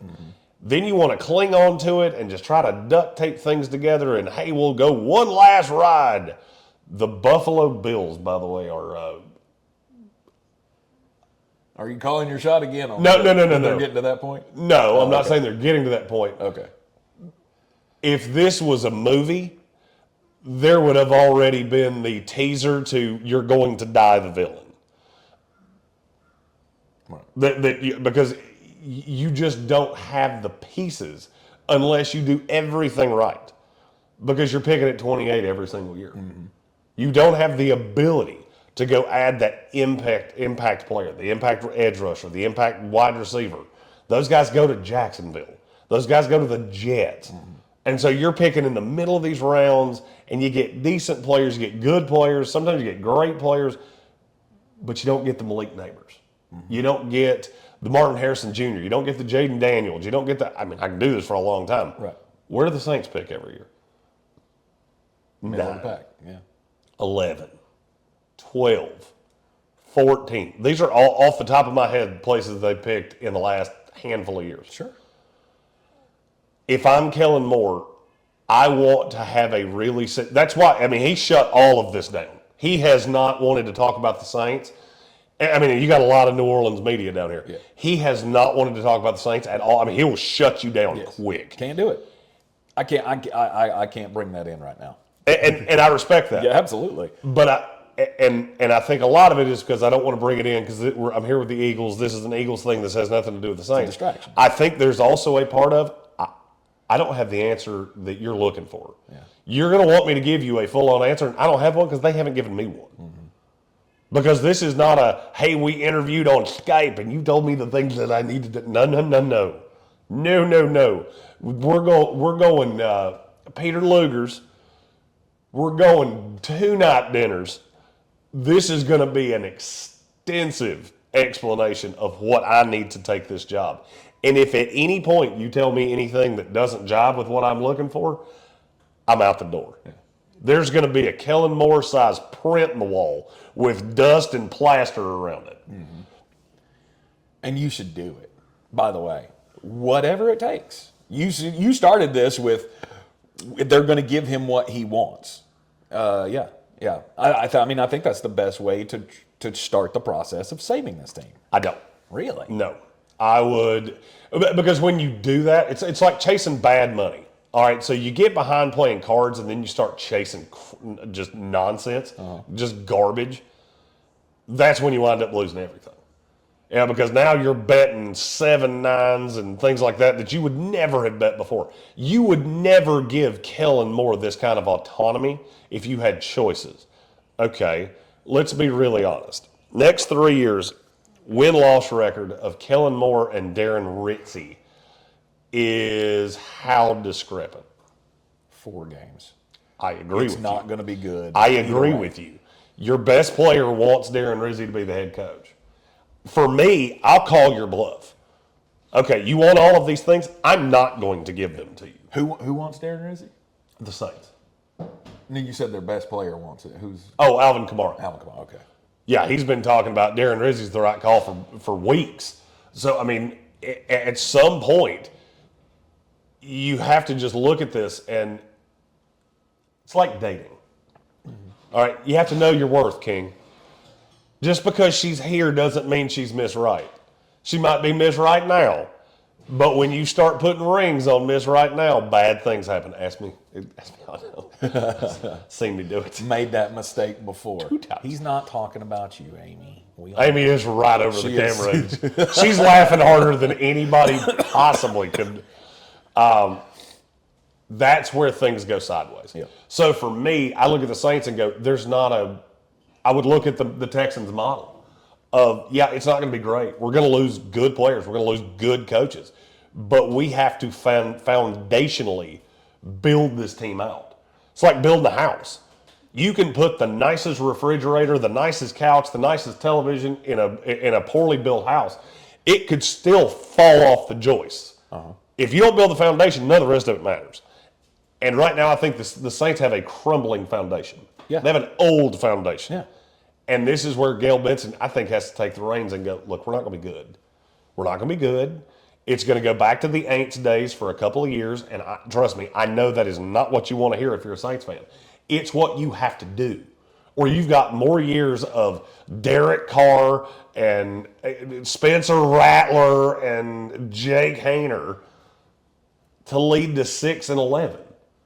Why not just let it crash and then see if you can't get your next Drew Brees, Archie Manning, and who knows? Maybe that next Archie Manning is him minus the IE. Right. Doesn't that sound fun? Right. You know who you're not doing that with? Kellen Moore. You're going to be looking at Nico Iamaleava a year from now, and you're going to go, hey, you remember when that big mulleted moron said that? He was right. I know I'm right. Yeah, but then we're back in that same position, right? We're back in that same position of another revolving door year. And you have to trust Mickey Loomis to do it, right? Because, I don't think Gail Benson's going to fire him. So the question is, can he build a new team? No. Without the leadership of... I have no reason to believe he can whoever, do it. He hasn't done it. Why should I believe he's going to do it moving forward? Exactly. So if you're Kellen Moore and you come in here with all these demands, you can kick rocks. Because you and Mickey Loomis has 7 and 10, 8 and 9 written all over it, and I don't want to do that. I'd rather go Darren Rizzi for a year, have the number 1 pick next year, be really attractive to a GM, just clear the books of everything I can clear, be dog water, go 0-17. Who cares? Let people put bags on their heads. You know when they'll stop? When their golden boy from right down the street, he's from 8 minutes from where I'm sitting right now. Right. And the stadium's 2 minutes from where I'm sitting right now. That's when it all comes back together. It's fan 101. You do not want to have that one really bad year. So you'll deal with 10 average years to not have that god-awful one. I'll never understand that mindset. Yeah. Ever. That's like staying in a bad marriage just because you don't want to be alone. It doesn't make any sense. Pretty much. It's pretty much you're afraid of what the future might hold. You're afraid of what's next. Like, this is safe. I know what this is. This experiment, I know that I can have some joy with that. I can't have joy with bags over my head. I can't have joy with 2-win seasons. Season. Just one. Scrap the decks. Yeah. That's what you got to do. Yeah. Kellen Moore, that's cute. It's not going to end any better than Darren Rizzi will. You're in the Sportsocracy. This is ESPN Asheville, the Sportsocracy on the Living the Dream tour. Thanks to Ingles Supermarkets. Clarissa sells WNC.com, and Parks Ford of Hendersonville. We'll be back. Super Bowl week continues next.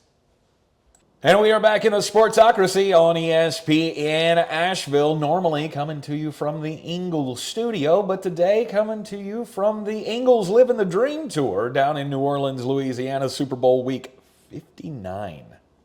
Well, I guess they didn't do Super Bowl weeks back in the early days, did they? I'm sure they did, but it was just 8 dudes going, hey, we're going to play a football game. You want to come?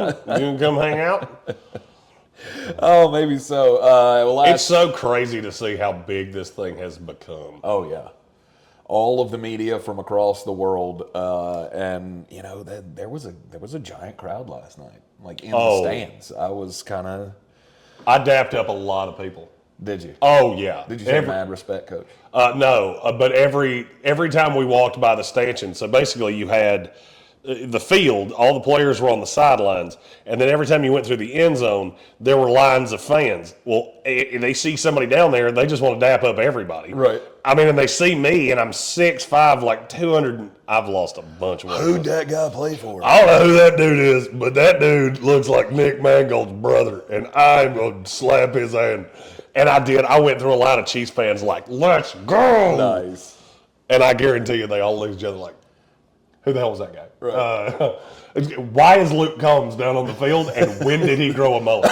And why is it coiffed so beautifully? Oh, yeah. Jeremy went and got his haircut yesterday. I'm telling you right now, there is nothing better in this life than a big city haircut because the best of the best sometimes wind up in cities like this, and they like to perfect their attention to detail. He took a little tiny pair of scissors that felt like a pair of nail clippers and went around my entire mouth.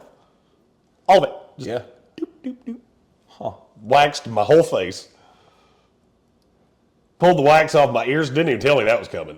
Scared them. He walked back in here with his hair slicked back and the pants on and the nice shirt. And you look like a completely different person. It was walking sex. I mean, it was just. I left looking like Hobo Jim and came back looking like Rico Suave. All right, let's talk crimes. Don't do crimes. Most important message of the day. Don't do crimes. Yes, don't yell it too loud. These mics are a little more sensitive. They are. I didn't go as hard as I usually do. I know. I'm glad you held back. That's professionalism at its best. Let's go to Utah. Man was arrested and now faces charges after he and his buddy had one of the dumbest damn ideas I've ever heard on the planet. His buddy was convinced that he could dodge a bullet. I think Charles Darwin talked about this at one point. Yeah. So they went through the whole process, right? I'm gonna shoot you, and you're gonna dodge this bullet. Guess what happened? He didn't dodge it. He didn't dodge it. He didn't dodge it at all. And now, look, don't let your friends talk you into something that's gonna wind up putting you in prison. Because he's been charged with murder. Because, of course he did. Can we verify that the friend said I can dodge a bullet? I guess. Or is this just a really elaborate defense? I feel like that's hard. I feel like that would be a hard thing to convince people of. Oh, not me. If the guy said I can dodge a bullet, I'm not convicting you of murder. If your buddy said, hey, I'm a superhero because I've watched a bunch of Captain America and I've drunk a bunch of Miller Lights and I know my powers and I can skate that bullet right there in one fell swoop. I'll charge you with sheer public stupidity, but not much more than that. They were hanging out in the dude's kitchen, smoking pot. They were doing crimes. Yeah, you ever notice that a lot of these, why would anybody possibly ever think that? You ever notice that a lot of the stories start with, they got really high? Yes. You want to know why Jeremy gave his word to stop at 13 episodes day 1999? That right there. It makes your stupidity even greater. And apparently these two yokels decided that they were going to start playing with handguns, and then that's when the one friend said, I can dodge a bullet. He went, let me find out. But you can't dodge this one. Didn't work out for him, and now a 23-year-old Utah man is about to foe. Not so sure that he is. As a man that's been on a jury in the last handful of years, I can tell you, juries are dumb. Like, not all of them, but they're invariably, if you get a jury of your peers, first of all, I fully believe that no less than 40% of people are not very bright. Okay. Yeah. So if it's a jury of your peers, and there are 12 people on this jury, then that means at least 2 of them are not rocket surgeons. Right. All I got to do is be able to look you in the eye and go, I swear that Daryl told me he could dodge a bullet. I believed him. He was trying to impress this girl, and I wanted to solidify his story. And I'm not going to lie to you, me and my mullet would go, I believe that man. I believe him.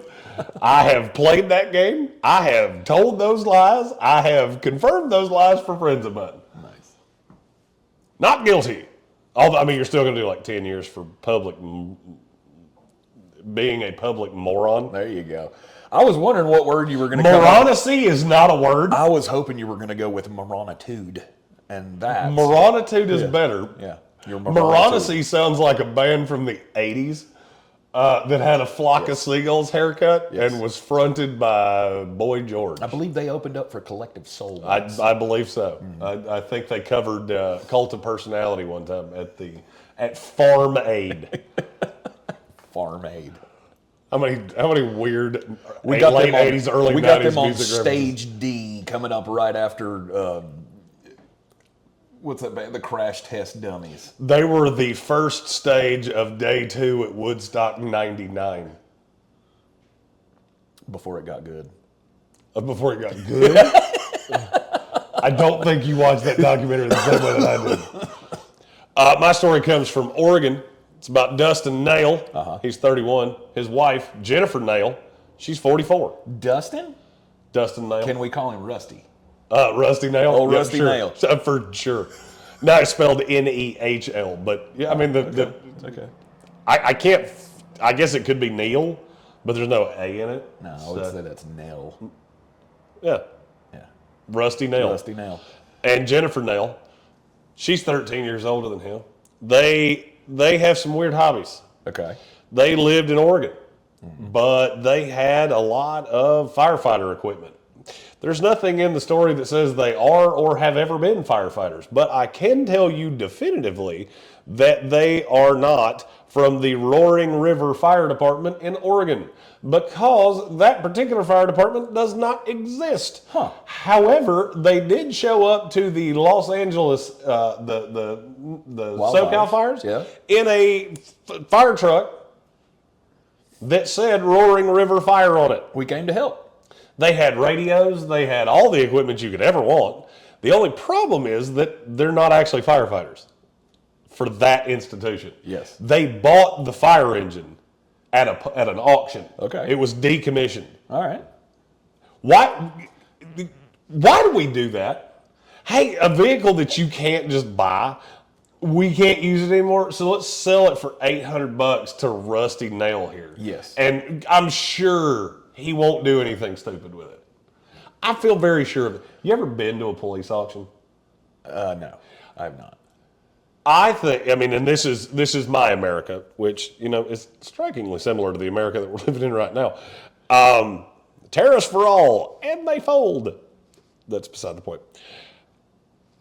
You could literally have one of these auctions every week and just round up criminals. Yeah, I mean, you look around and go, there are at least 25 active warrants here, and they're buying decommissioned cop cars. Right. And you know why they do it? Well, they'll think I'm a cop, and so they'll leave me alone, and so I can sell drugs on the corner, and nobody will be any the wiser. They don't ever think that. You'd be shocked. You'd be shocked. Seriously? I'm going to say the drug interdiction team for the Asheville Police Department is smarter than that. Oh, yeah. No. I mean the people buying the cars. Okay. That's what I was saying. Like, no one buys that. No cop looks at that and goes, oh, that's one of ours. I bet that's an undercover. Oh, no, I guarantee you they look at that and go, hey, that's one of those decommissioned ones we sell for $600. I'll bet you there's at least 14 pounds of methamphetamine in the trunk of that car. Yep. And maybe a dead hooker. Yep. According to the sheriff's department, the couple said they had been in the evacuation zone on January 17th. Okay. They were in the truck. They said they were doing something, and they had brought their truck down to help because they were close. They just wanted to help. With big hearts. Well, it didn't take long for one of the chiefs to go, I've never heard of Roaring River, and I worked in Oregon, so I'm just going to call this into, Doesn't exist. never existed, had no record of them. So they bought the fire truck and then put Roaring River or whatever on it. Yes. Okay. Dustin Nail was denied release. His bail was set at $30,000. Sheriff's office said he has a criminal history in Oregon for criminal mischief and arson. That is mischief. That's a lot of mischief. Yeah, don't fire. So what was the charge? The charge was impersonating a firefighter? It was impersonating something. A first responder? Or... Something to that effect. Okay. All right. I had it.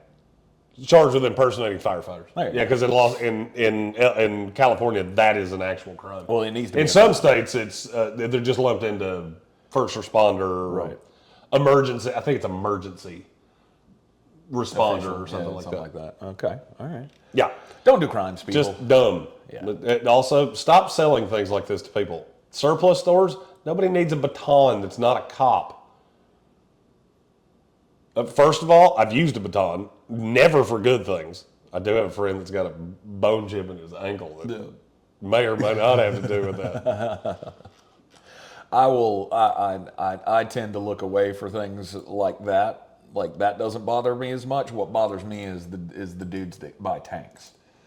Yeah, don't do that either. Like private tank ownership in this country is at an all-time high. Google it. It'll blow your mind. All right, final thought for the day, Jeremy. Oh, final thought for the day. This is really the last of our crazy days. We'll have a ton of content coming out on the social media pages from our time at opening night, our time here around New Orleans. We're going to go explore the city the next few days. We haven't really gotten to see much of the city that wasn't directly tied to the stadium or the convention center. But this is a gorgeous town, and we're very blessed to be able to do this. Absolutely. We had several people that we talked to last night that were like, "It's pretty cool that you're just down here, the two of you. Like, you are the team." Yeah. Yeah, we are. Yeah. And we thank Ingles Supermarkets, low prices, love the savings, Parks, Ford, Hendersonville, Clarissa Sells, WNC.com. Indeed. All of the we'll start some off-season previews tomorrow. Yes, we'll start with the Browns and the Titans and the Giants. Another position by position breakdown of the Super Bowl. Big matchups going into Super Bowl 59, and of course following the latest news around the league. You're in the Sportsocracy, and this is ESPN Asheville, 92.9 FM, 880 AM, and 1400